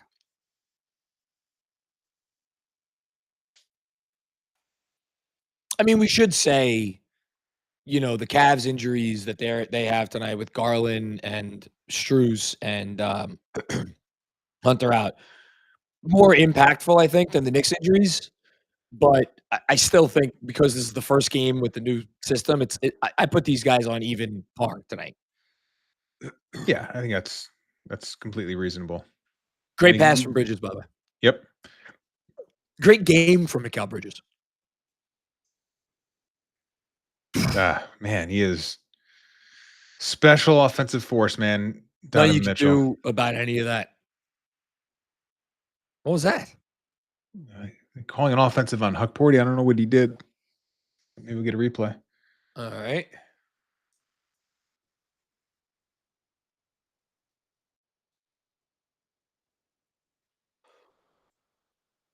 All right. Merrill again screening because they're not. The Knicks are not going to want to switch this and Brunson holding. Yeah. This is where it becomes a bind because the Knicks aren't switching the screen. Would you switch this? I wouldn't because he's not setting it. He's just ghosting it. So he's kind of hip tapping and getting out, and he's popping. So if you switch that, you're one at a disadvantage on the Brunson Mitchell matchup. You're also worried about Merrill popping out before you can actually complete the switch. This is why having a shooter like Merrill is such an advantage. Shit. Yeah. As I say those words, of course he hits a 3. Okay. Oh, okay. Brunson trying to get it back. Yep. And to be clear, that wasn't poor defense by Brunson. I didn't. It was a stack or Spain. So Merrill's a screener and he's popping out. I'd have to watch it again to see if Brunson was just late getting out, but it wasn't like it was wide open. He got out, but it's like against a shooter like Merrill, it's kind of like a wide open shot when you're late closing on him. Fair. But again, you have to like see it again to see if was Brunson needed in help, and then you have to give something up. It's like defense is all about deciding what you're willing to give up, and that's just part of the deal. Have we seen this lineup yet? So Brunson, Bridges, Anunoby, Yabu, and Cat. No, I mean, there's a big lineup. It's a big lineup around Brunson.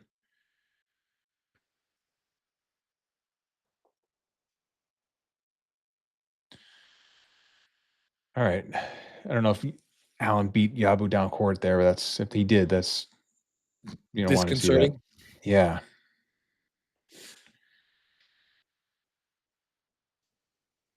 The Knicks they're not in the bonus yet, are they? No, I don't think they'll.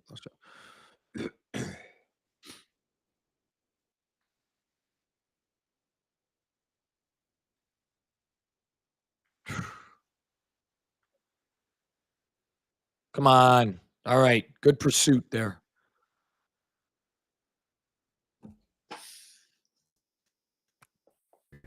Got to go up stronger. Oof. That's a big miss. Big miss.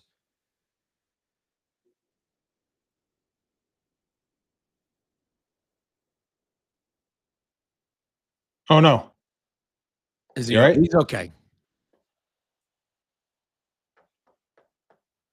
Was it a wet spot? Okay.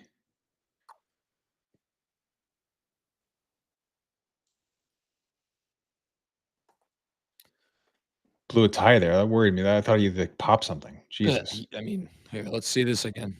Yeah, just foot gave out. I mean, anytime that dude is on the ground. Yeah. Hold your breath. Get a zone. 3-2.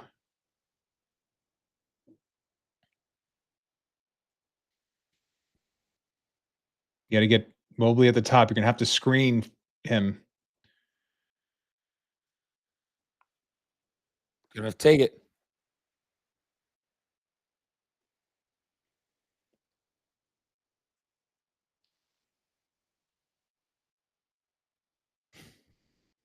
Oh, the Knicks have dodged a few bullets. I mean, the Cavs are up to like 46% from three, so that was due to have some regression. Come on, Cat. But definitely dodged some bullets here. Yep. And what I mean by screening, like it's sometimes you get into the habit of, because they're in a zone, you don't run your offense, but it's still important to create driving lanes. You can, if you have Mobley at the top of a 3-2, screen him and force the help, create a driving lane. So we'll see if the Cavs go back to it. I was about to say, I would, and also you got a Cat trail 3. That's another area where it could be vulnerable if you don't have a clear matchup and Cat's trailing. Cat is 1 of 3 from deep in the game. And then he got fouled on that other 3 too. We should know. Mm-hmm. How many shots total for Cat? 8. Mm. Good awareness on Brunson's part there. Yeah, get out on Lonzo. Great. Wow. Smothered him. Oh, come on. OG, man. That's too many tonight.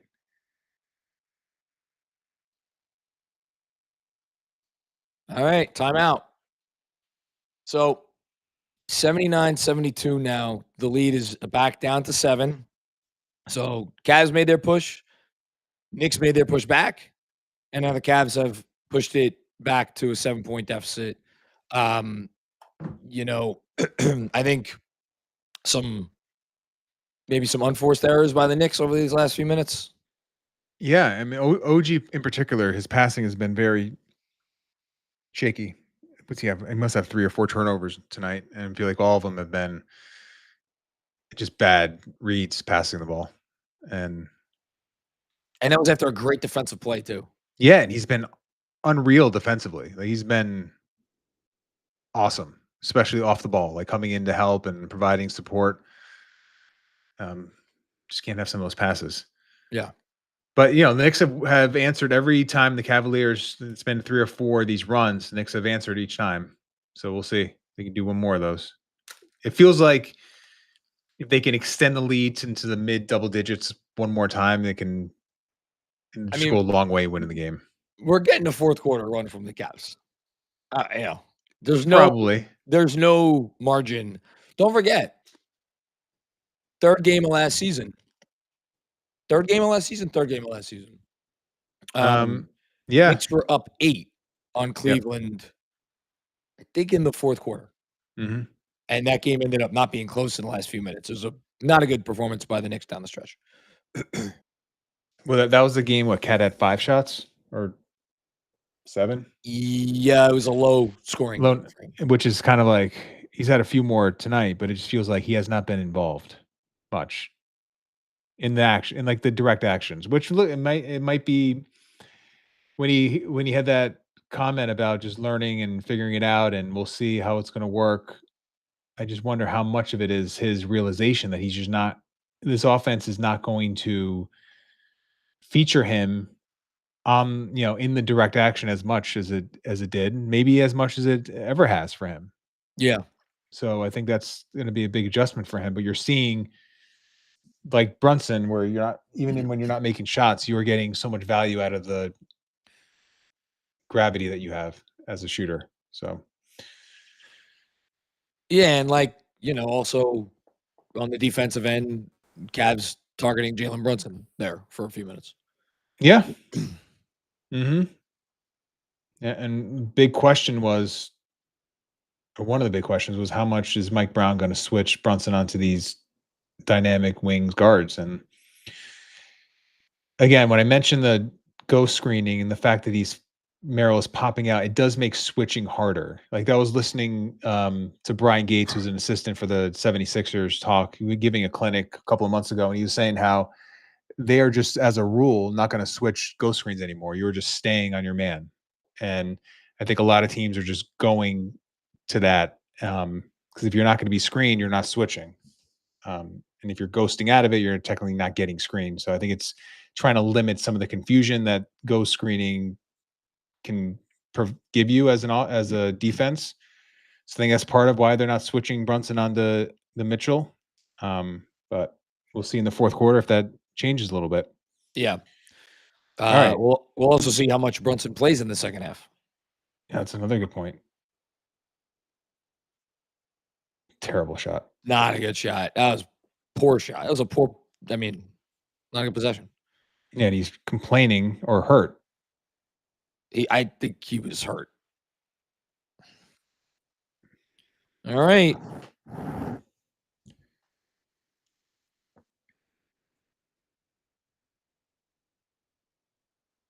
Come on, Deuce. That's that wheel look that the Knicks like to do, where you baseline cut the corner and you fade down from the wing. Oh, it's the bucket. Jemison got there, but not enough. Not enough there. Ran out of talent. As who had that? Whose quote was that? I don't know. That's a great one. I never heard that before. That's a Mike Breen story. He told it about some player. But yeah, that's one of those where like you're right there, and the guy just has about 3-4 inches more he can go to that you can't. Another free throw miss for Mobley. Yeah, all short too. Nice pass, by the way, from Lonzo to just like lob that up to Mobley. Yeah, knowing he had a small on him, just put it in a spot where he can get it.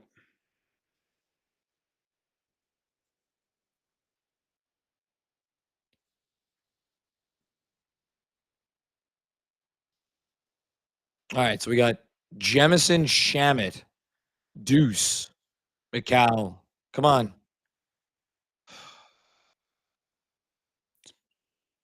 Ran the same play back to back and got open threes on both of them. Damn it. Yeah. Well, at some point, Brunson is going to need to make some shots. 4-15, 1 of 7 from 3.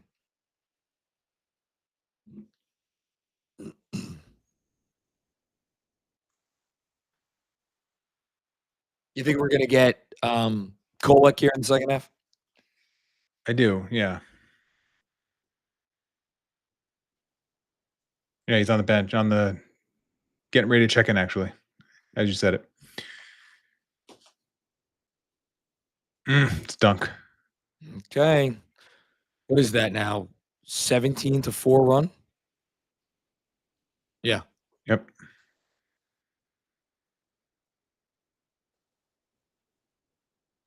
Ooh. Third three above the break for Deuce. Big shot.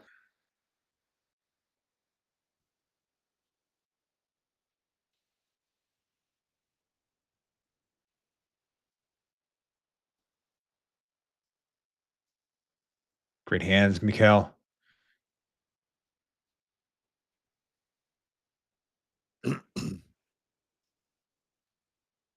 That's a foul. That's a loose ball. No, that's a foul on the Cavs.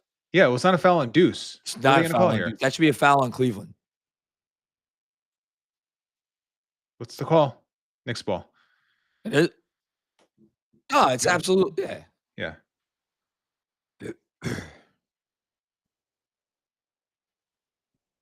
Two tough as nails guys right there. That's right. Challenge. What are they calling? So what's the call is the better question. I think they called it just out of bounds, but maybe Atkinson is hoping for like a foul call on that one, but I don't know. We'll see. I don't know what or maybe they're just saying it was off Deuce, but it seemed like two guys going for the ball. Like it didn't seem like there was a foul there. So we'll see if we get a look at it here. It's off Wade for sure. I think he's thinking there's a foul on Deuce, but no. Well, Atkinson may be sensing this is a key moment in the game for momentum purposes.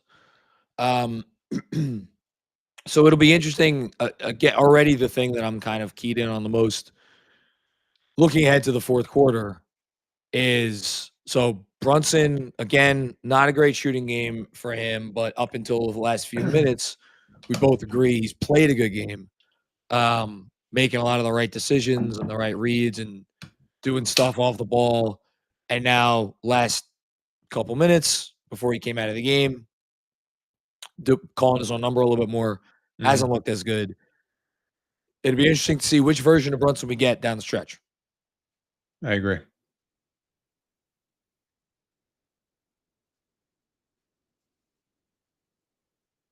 Come on. I don't agree with that.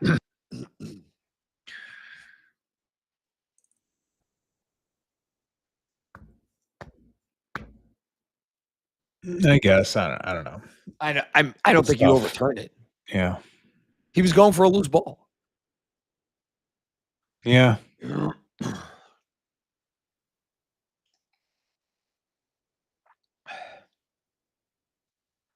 right, so we got 2 free throws for Wade. Oh, well, that's annoying.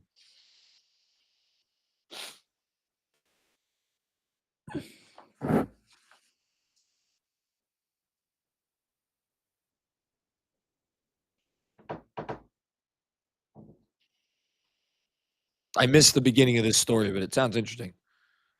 I missed it too. Yeah. Something about the referee's numbers and retiring.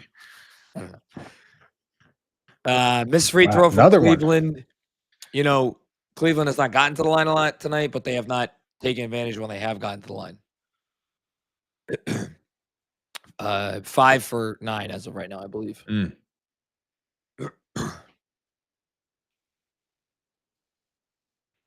All right, let's see if Cole can get into the paint here. We got 3-2 with Wade on the top.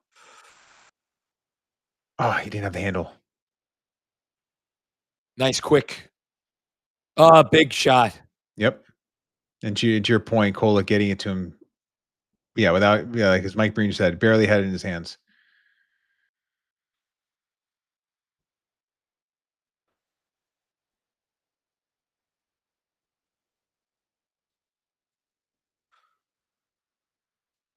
Good D.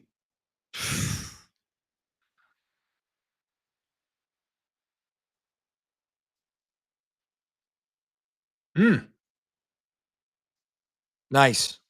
Swing. Okay. Never able to create an advantage, unfortunately. Yep.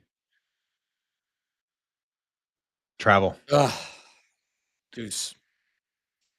Deuce loose with the dribble.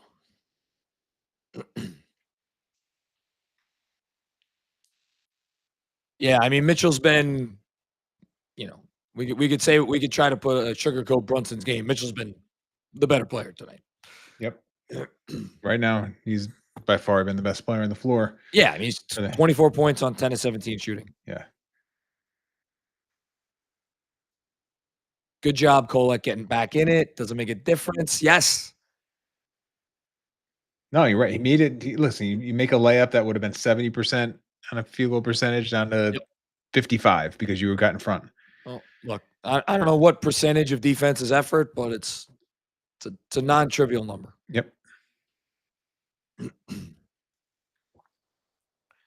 So now you got who did Towns come in for? So Towns came in for Jemison. What a pass.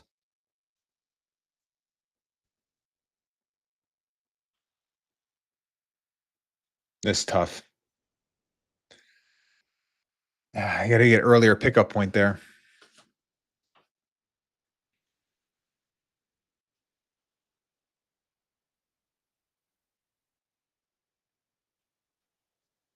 Knew that would it didn't have it there. Yeah, it didn't have his legs. Oh. I mean, it's a vintage Donovan Mitchell quarter.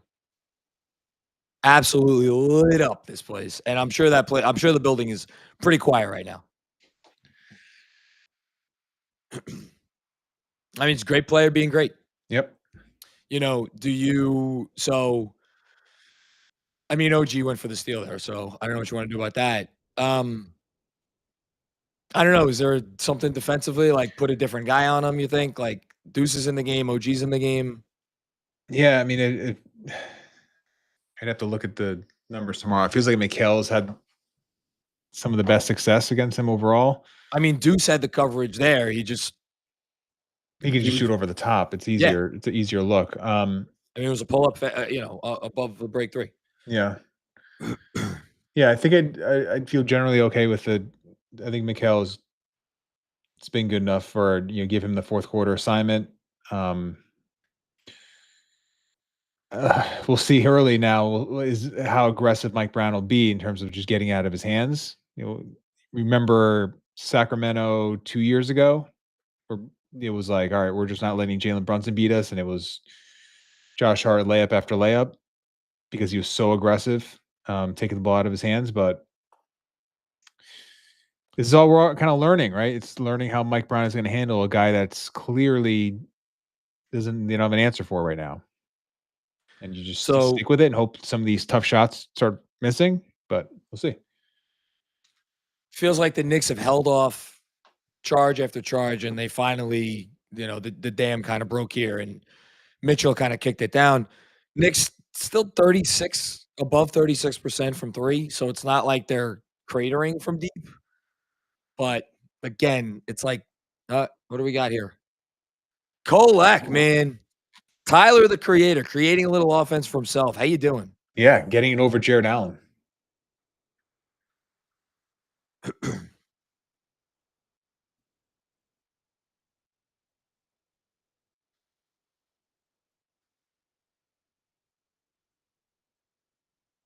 Nice.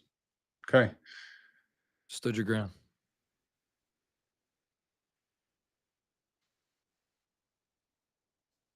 Didn't have the right hand finish.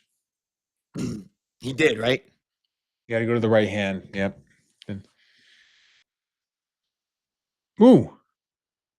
Okay. So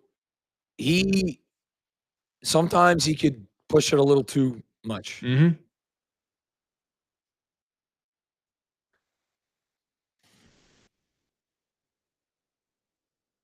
We staying here? The Cavs. Yep. Oh, on Towns. And OG has had a couple ugly misses. That was from three. Gnarly. That one missed by 10 feet. It was an air ball. Yeah. I mean, Towns seems a little tired. He's played 22 minutes. I mean, if he's tired, I don't know. I mean, he might be. Maybe he's just, or it's the injury situation. What injury? We don't even know what the injury is. It's quad? Sure. Something? Let's go with something. He hasn't been involved. So I just, he hasn't been moving as much as his typical game. Hope he's not tired. I don't know. But are we going to have a season full of the same questions? How are we getting Karl-Anthony Towns more involved in the offense? I mean, this is year 10, folks. But these questions for 10 years. A lot of different coaches. At multiple positions. Multiple teammates, different all-star teammates. At some point. Great pass. It's a great look. Great pass, great look. All right. Well, 15-point lead has evaporated. I don't know. Do I feel like they came out there and they played terribly that quarter? They didn't play well. But I think that was more Mitchell. That was like a third rough play from the Knicks, a third Donovan Mitchell or like 50% Donovan Mitchell being awesome, and then like 15% just missing some good looks. Yeah, I think it's kind of like the simplest way to put it and the most accurate, to be honest.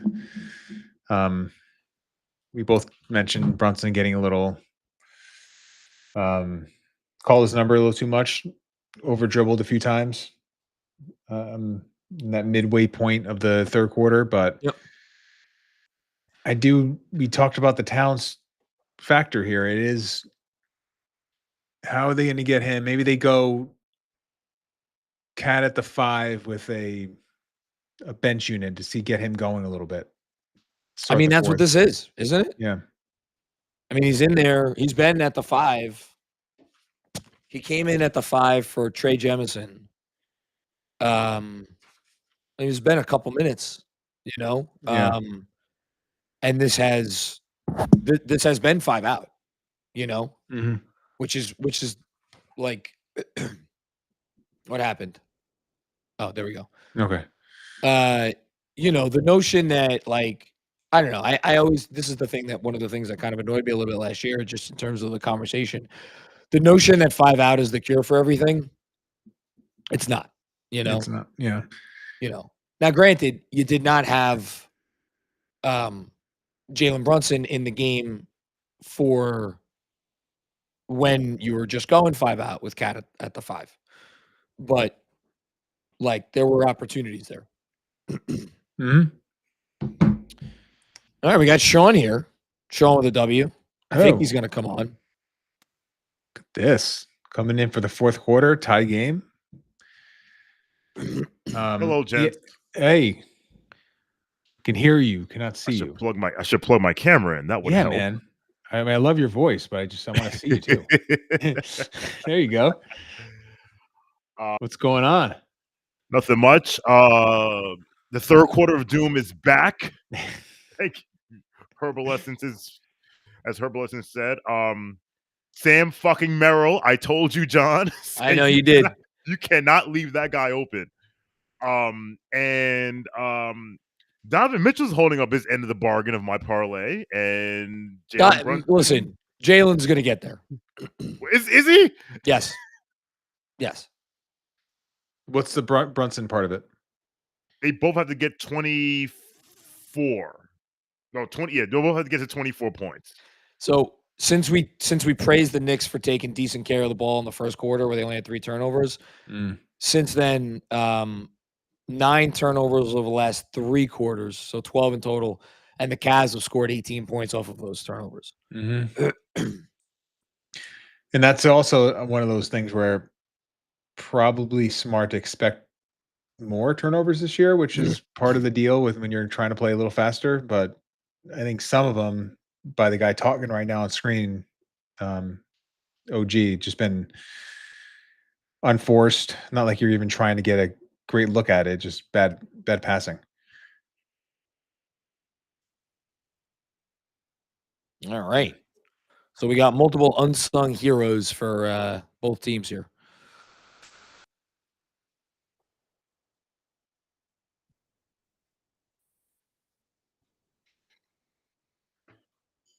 So Cat should have caught that near the elbow.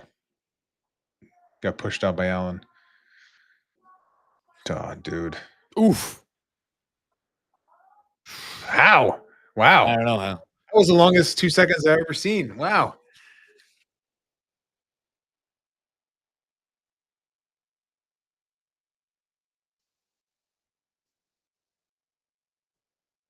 Yeah. Tyler. Okay. Good job, OG, getting after that. OG's made some mistakes. He's done a lot of nice things in this game. Great defensively.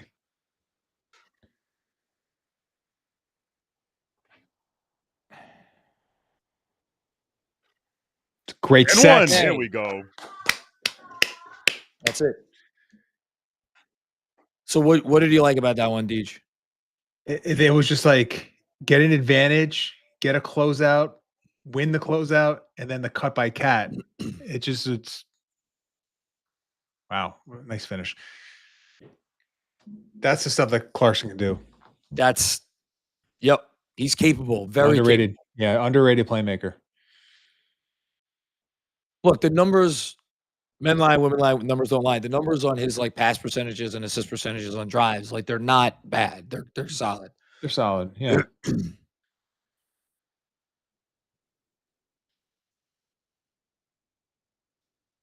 Okay.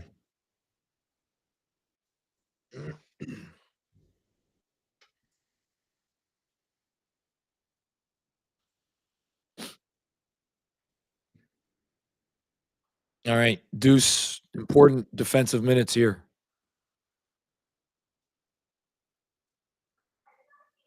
Good job by Cat to tip that. Yep. Oof. Oh. Oh, dear God. Oh, we need this. That's going in. Deuce with maybe the three biggest shots of the game so far. Like Yeah, 2 of the 3. 4 threes now, at least. But massive threes. All big. The 15 Super points sub. in 18 minutes. I don't know if my preseason prediction that the Knicks are going to trade Deuce McBride at the deadline. I don't know if it's coming true at this rate. That value is pretty high right now. Yeah, this may actually help grease the wheels on that. He has the Emmanuel Quickly thing where he just makes everybody around him better. He makes the team better when he's on the floor. And for whatever deficiencies exist about him on paper, you don't. I'm curious if you guys disagree with this. You do not feel those deficiencies. Sean, what do you think? Why am I blanking? Deuce's deficiencies. Yeah. Yeah, like he's small, basically. It's just he's small. He doesn't have maybe a great one-on-one skills. The one deficiency that you will see is that sometimes, like he's, as we've all said, he's not a point guard. He's a wing and a point guard's body, and sometimes it's hard for him to get into the offense. But everything else, none of that shit matters. Like he hides it, for lack of a better phrase. Mm-hmm. And guess what? Tyler Kolek, is he winning the back? Is he their backup? I'm not going to try to get too aggressive with this, but he looks. Why be aggressive? He looks in command, right? He's getting his skill as a passer is right now. He's the best passer on the team. He's calling his number in ways that just feels right. Yeah. He's playing like a man, as opposed to a rookie. He's playing like a veteran. And look, at the other side of the ball, it's tough for him, but he's competing. He's playing like someone who's not afraid to make a mistake. There you go. Because for more than a year, he was playing like a guy who was petrified. Not petrified, but like who was playing with like a hand tie or not stepping fully on the gas. I don't know what other there's got to be a better analogy, but that's the only one I keep coming back to. He's playing safe. Yeah. So, biggest stories of the game right now from a player standpoint have to be Deuce and Kolek and Bridges. Maybe for Bridges, it's been a little bit quieter as the game has gone on, but Bridges has had overall, I think, just a really good game.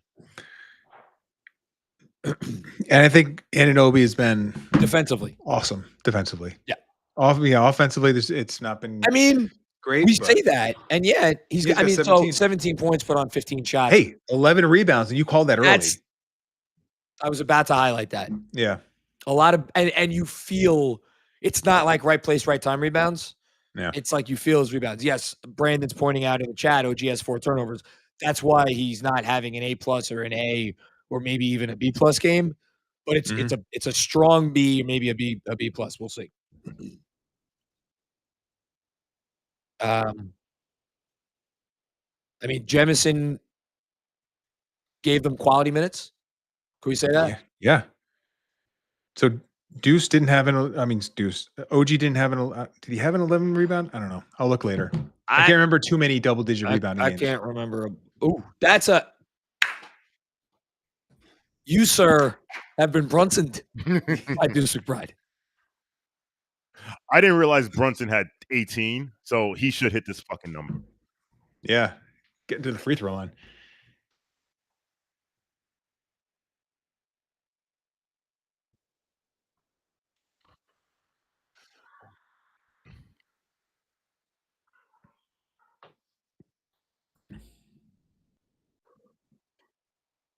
Oh.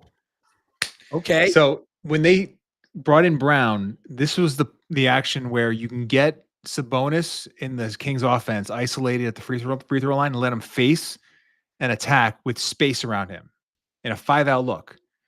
And this is where I was like, all right, this is the stuff that Towns can do, especially as a scorer. Like the passing is not the same, but he can get downhill, and then he has all that room because you have a true 5-out look. So I think he's capable of like what I'm curious to see. Well, there wasn't. I just watched the replay. There wasn't really an opportunity to do it. If there's a cut right as he's coming downhill and it like catches the defender off guard, but the problem is if you cut and you bring the defender along with you, you're clogging the lane. Yeah.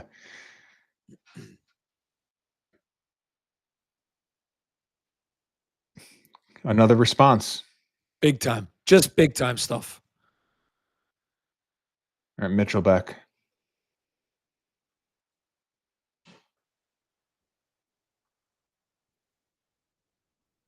OG denial.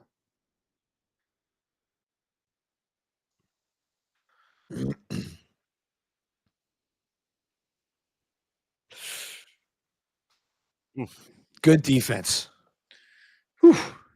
Oh, OG's playing a game, man. He is. On that end. 100%. How did he hit that pass? Come on. Woo! That's that Mitchell move. Bring it over the top. The gather. I loved the Clarkson cut to kind of open up. Oh! Deuce! Come on! There we go. First standing ovation of the season. Let's go. Let's go. Oh, shit. I got to close the door. Wake the kids up. Yeah, Deuce has had a game, man. That was get in there, man. That dude is a dog. Always has been. Yep. Like I said, I know. In those exit interviews, I know who said thumbs up. I know who said thumbs down. And Deuce McBride was the Batista. The from Gladiator. Joaquin Phoenix. Yeah, Joaquin Phoenix. Okay. Well, there was a Dave Bautista one too. Yeah, there is one. Yeah, I go wrestling with my pop culture. I didn't know you're a wrestling guy. That was like when I stopped. I was like right around the early 2000s. I got to tell you, that fucking cat move. the gather over the head. So that's the stuff that Cat does. And I said this in one of the, I think after one of the preseason games. Cat's an incredibly frustrating player for many of the reasons that we've talked about tonight. He's a very tough guy to like stay mad at when he's on your basketball team, because the talent is just the talent is the talent. Yeah. You know, and no one ever, I don't think like we've talked about this a lot last year, but no one could accuse him of not caring or anything. There are just certain things with him that don't always add up. Well, he has a very particular vision of how he wants to play. Yes. Like I talked to a former coach of his, happens to live in our area, and he was like, he had a cat early, and he was like, he doesn't want to do the dirty stuff. And it's just not, he'll do it, but it's not his DNA. Like he's not wired that way. So he'll do it every now and then, but it's also like he just goes through that rut of, I want to play. And you've said this, right? Like he wants to be more like KD. He wants like to be Durant. KD. Yeah. And he can kind of pull it off every now and then. And this is like the last couple of drives, or just like against Mobley, arguably one of the top 2 or 3 defenders in the sport, and he's beating them. Awesome stuff. All right, now can we close this game out? We got a 12-point lead. I mean, there's still a lot of time left, and Donovan Mitchell is in the building. I got a funny feeling this one's coming down to the wire.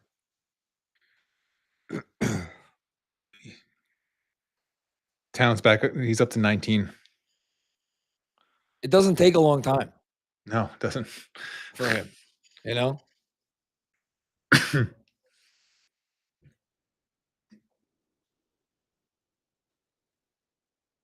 Yeah, a couple nice moments from Clarkson too. Yeah, Dry Bones points out in the chat, not many Yabu minutes tonight. You know what? He's the one guy you could pretty clearly say did not earn minutes tonight. Mm-hmm. You know? Yep. My guy Rich McLeod in the chat. What's up, Rich?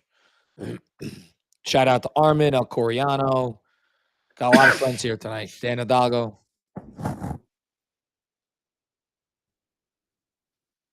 Tough. I just have no issue with that defensive possession. You know, he's not going to make enough of those to kill you. Spacing's a little. Ooh. All right, you're back, but okay. Big 3 there from Mobley, and right there, 5-0 answer. All right, here comes Bridges and Huck. Johnson and Huck. So Huck's going to come in for Cat.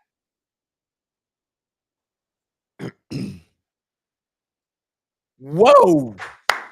Love that push ahead dribble. Beat the nail. Help.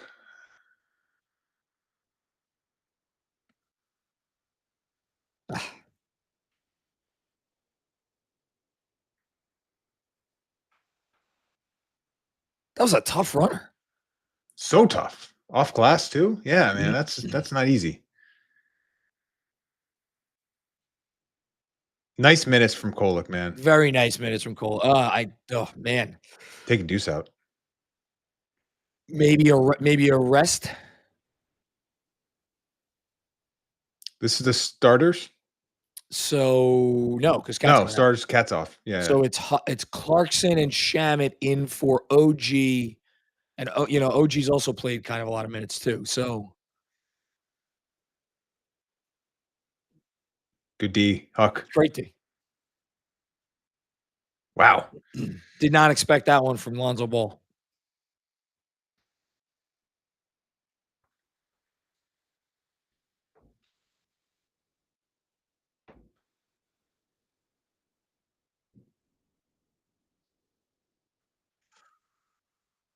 We talked about that we talked about that during the game, during betting and sweating, John. What? without Hunter and Strus, like their wing defenders are. It was a good physical take.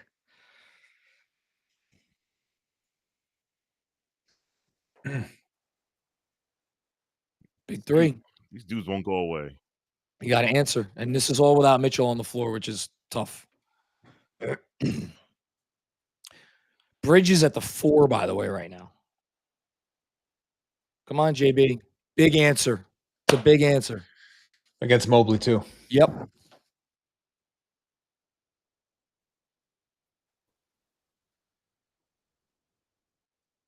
Not that time.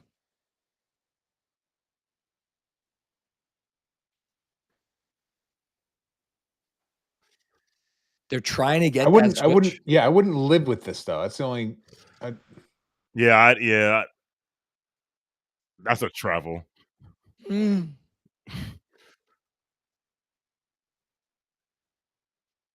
a foul. Yeah. Didn't love that possession. No, it's I don't think it's going to work if you're going to be isoing Mobley. You got him once, okay. Then just get the switch, and then you still have time to run another action with Mobley on the perimeter, right? Not defending the rim. Okay. Another foul. Gonna be it's 5.5. That's off. Hey, 8-point lead, 5.5 to go. You got to win this game. Yeah, take it home. Win the game. Take it home. Win the game. Yeah, win the game. Make the plays.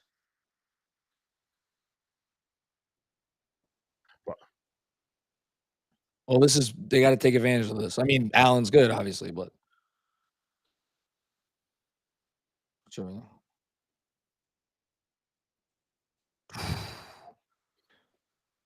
Games like this from him, you think everything's going in. Yeah, 100% right.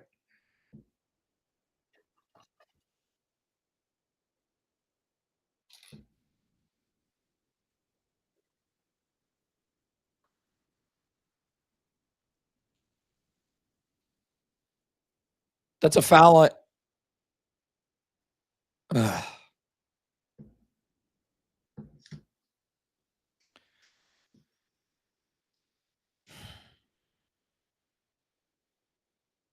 Again, not a great shot from Brunson there. No.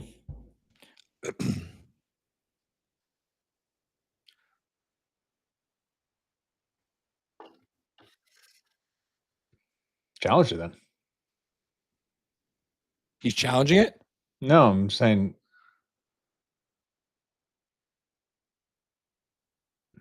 Yeah, not going to challenge it. But RJ was convinced that wasn't a foul. All right, so Cat gets off the bench, so he's coming back in. Great D. Just exceptional defense. Yeah, he's been pretty good on. He's been good on Mitchell.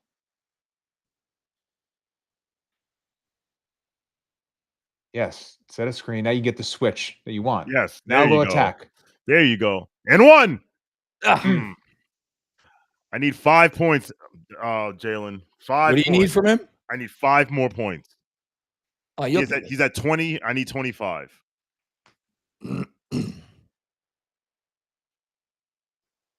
That's some pointy knees. Point, John. My God. Yeah, it's just not. And by the way, Bill Simmons is right. He's 7'6". I don't give a rat's ass what anyone says. Get this 7'4" garbage out of here. Yeah. He's 7'6". I forget who he was standing next to, and I was like, wait a minute. Boban. Yeah. I was like, wait a minute. Yeah, he's bigger.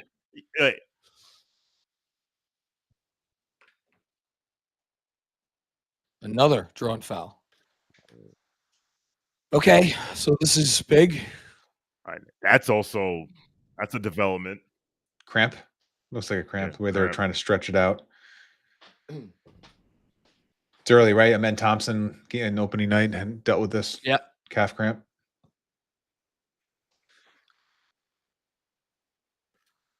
Got a 115 game in Orlando between the Heat and the Magic. Can't be doing that stuff now. Come on. I actually meant to bet Heat money line in that game. Oh. That's a classic. Oh no, that's a classic Eric Spoelstra, especially against that team.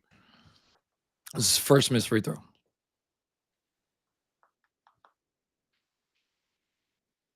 Come on, guys. Finish this off. All right. Okay. 4 more points.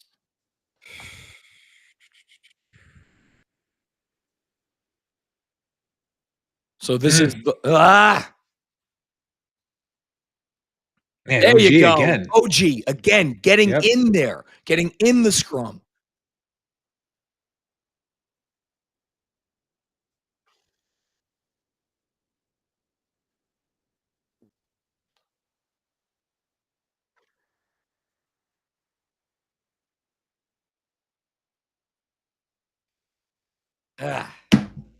All right, so we got Cat driving with an open paint. Took a pretty good defender, one-on-one. Tough shot. Yeah, it was really good defense by Allen. It was good defense. Yeah. You know?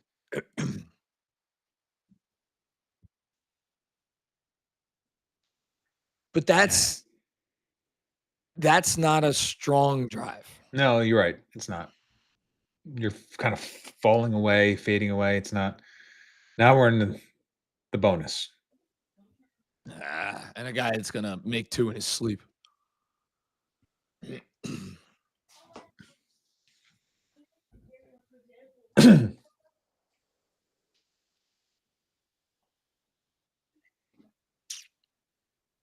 Okay. If you're watching, What's that? Not you. Sorry, talking to my family. All right. Don't be stagnant. Keep moving. Cat's like, what are we doing here? Okay, great. We'll take it. Nice to see Mikal Bridges making above the break 3, even though it didn't count. So he's shooting 2, right? Yeah. He's shooting 2. First free throws of the night? Is it? I think so. I don't think I've. No, he's made 1. Okay. No, sorry. My box score You're on early. ESPN is ahead. Yeah. Okay.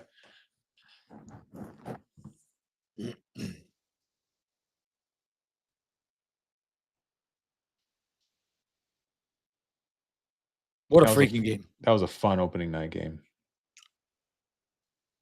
It was like an embarrassment of youth and athleticism and just so much. I mean, it was overwhelming. The best kind of rock fight. We should say Donovan Mitchell is back in the game. Yep.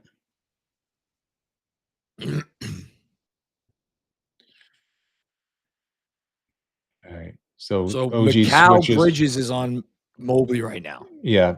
A switch. And then OG comes. A little lucky there. A little bit, yeah. But it's like it's the guy you want shooting if you're going to have a guy take a 3.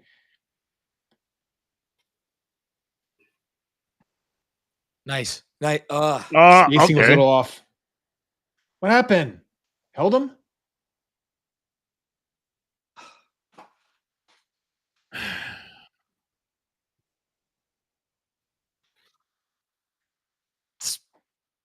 Silly. Oh my God. And Karl. But he looks so like confused after he gets called for it. Karl. That's Karl. What did I do? Karl. Oh my gosh. All right. Karl. Switched it. Early load up help by Bridges. Gotcha. Come on. Easy. Woo! First time they switched Brunson onto Mitchell. He had OG and Bridges on each side in help. Speaking of help. Man, these wings are just fucking all over it right now.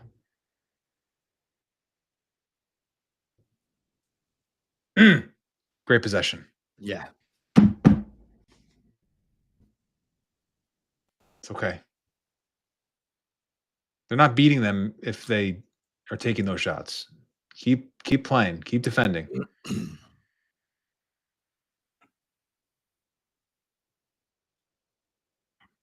Take this. I was about to say, come on, guys. We're not in that portion of the game yet. Need that. Good reload. Good reload. Needed that one. Oh, big possession here.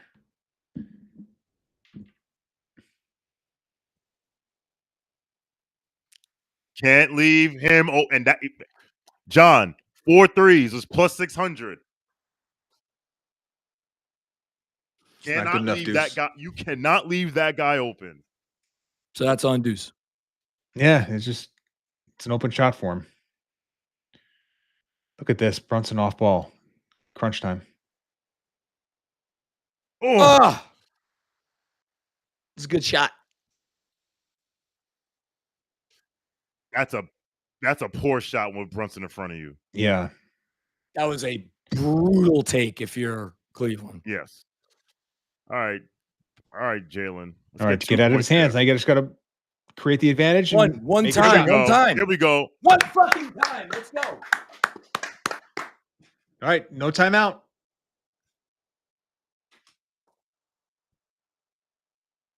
Switch again. Are they going to wave it off? On the ground, right? Shut up, Richard. No, two shots. Dodged a freaking bullet there. So the Cavs are not that they're spooked, but they're like converging on defense now. They're giving stuff up. Yeah, that was a straight call red double on Brunson. It's on the floor. It's easily on the floor. It was on the floor. It's a good call.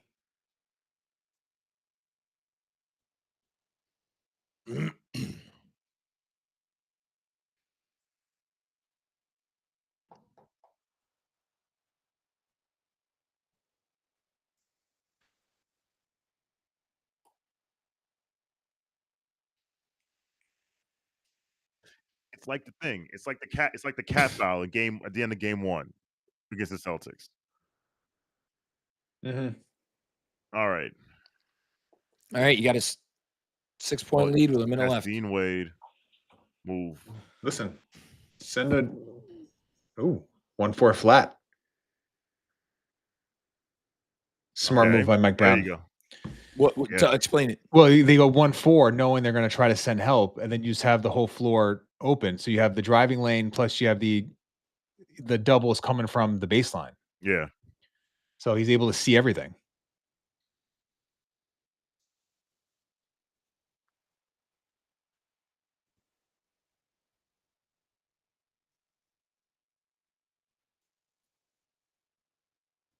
So that's just Brunson knowing what's coming and being good enough to make the play. Yeah.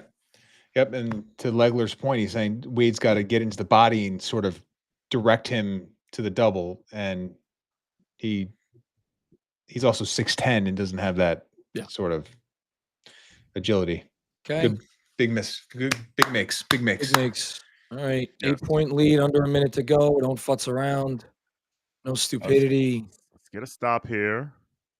When have we seen stupidity from a Knicks team up big at the Garden? What are you talking about? Why would that happen?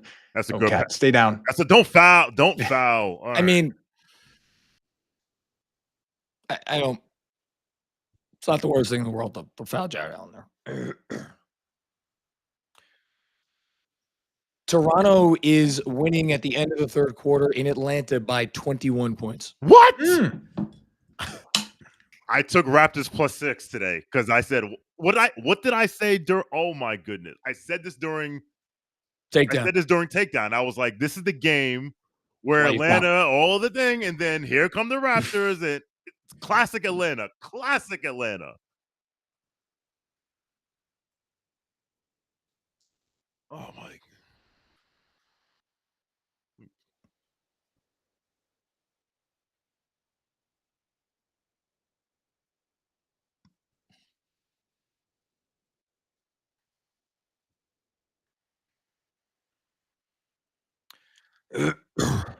foul him. Oh, give it back. Oh my goodness. Give it. All right. When is OG Anunoby missed the game free throw? Our PTSD is just bleeding through right now. I actually, because I hate myself, I went back and looked at the play-by-play from game one. Yeah. Last couple days ago, like last week, whatever it was. Well, I'll just tell you this: when you did the play-by-play on the post-game show after that game, it's one of those like I can't look away, but I'm like, this is crushing me every. So I remember you literally went down each one, and then you started watching the play. You're like, oh, this is where he effed up. This is where he effed up. It's like 12 to 15 very just obvious, clear, hard, black and white things that if any of those things go differently. Mm-hmm. You know what? If any of those things go differently, we're probably not sitting here talking about Mike Brown's first. That's also true. Which maybe is for the best. So I'm going to take a 30-second break. I will be right back. Okay. I have somehow managed to put that game somewhere in the recesses of my brain where it doesn't bother me as much as it should. And I don't know how I did this, but it just for some reason, I don't know. Maybe like years of Knicks heartbreak has my body has learned to be like, all right, you know what? We're just gonna put this over here. Are there games from your formative years that affect you more than even that one? Yes. Yeah, me too. So the game that affects me the most is a game I never watched, and that was 97 conference semifinals, game 5, Miami, PJ Brown, Charlie Ward. Oh, wow. I didn't watch the game because I was at a Sweet 16 birthday party that day, but I heard about it. But that's the day I was like, FDE for when we lost game 6 and game 7, that's all I was like, FDE forever. But the worst is the Ewing finger roll. Oh, yeah. To me, it's either 97 game 6 because they had the game. I just walked into somebody talking about my wife getting fucking gangbanged. Why would you bring up the Ewing finger roll? I was having such a nice night. Yeah, we are. I don't know why we went dark at the end of this game, but we did. Let's then flip you just it. went darker. All right, Knicks. Let's see this out. Jesus, give me that. Oh my. Look at this guy.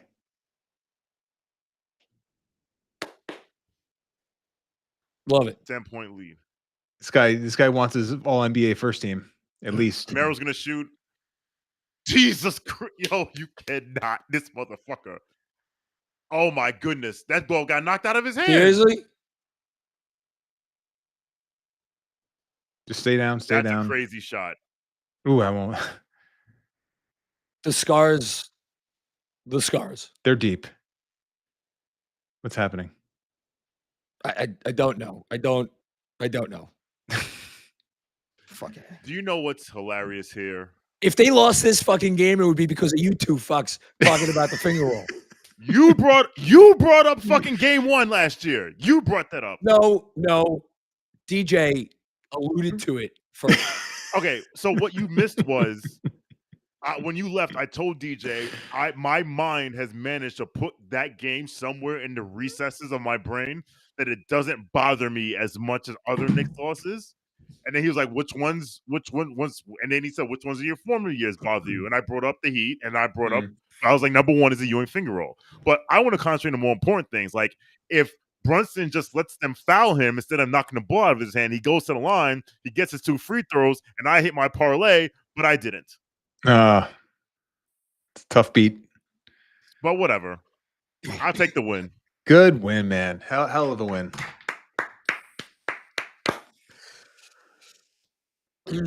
Giddy up. All right. I am going to head over to. Oh no, DJ and me are both going to head over to the post-game room. All right. So I'll say goodbye for both of us. It's a pleasure. Sean, give a proper sign off if you would. Proper sign off is God don't like ugly because John took my under 228.5 bet and betting and sweating, and the over. And the total was 229. But as Jess says, game 1-1, 1 down, 52 more to go. Hey, it's Ed Sheeran.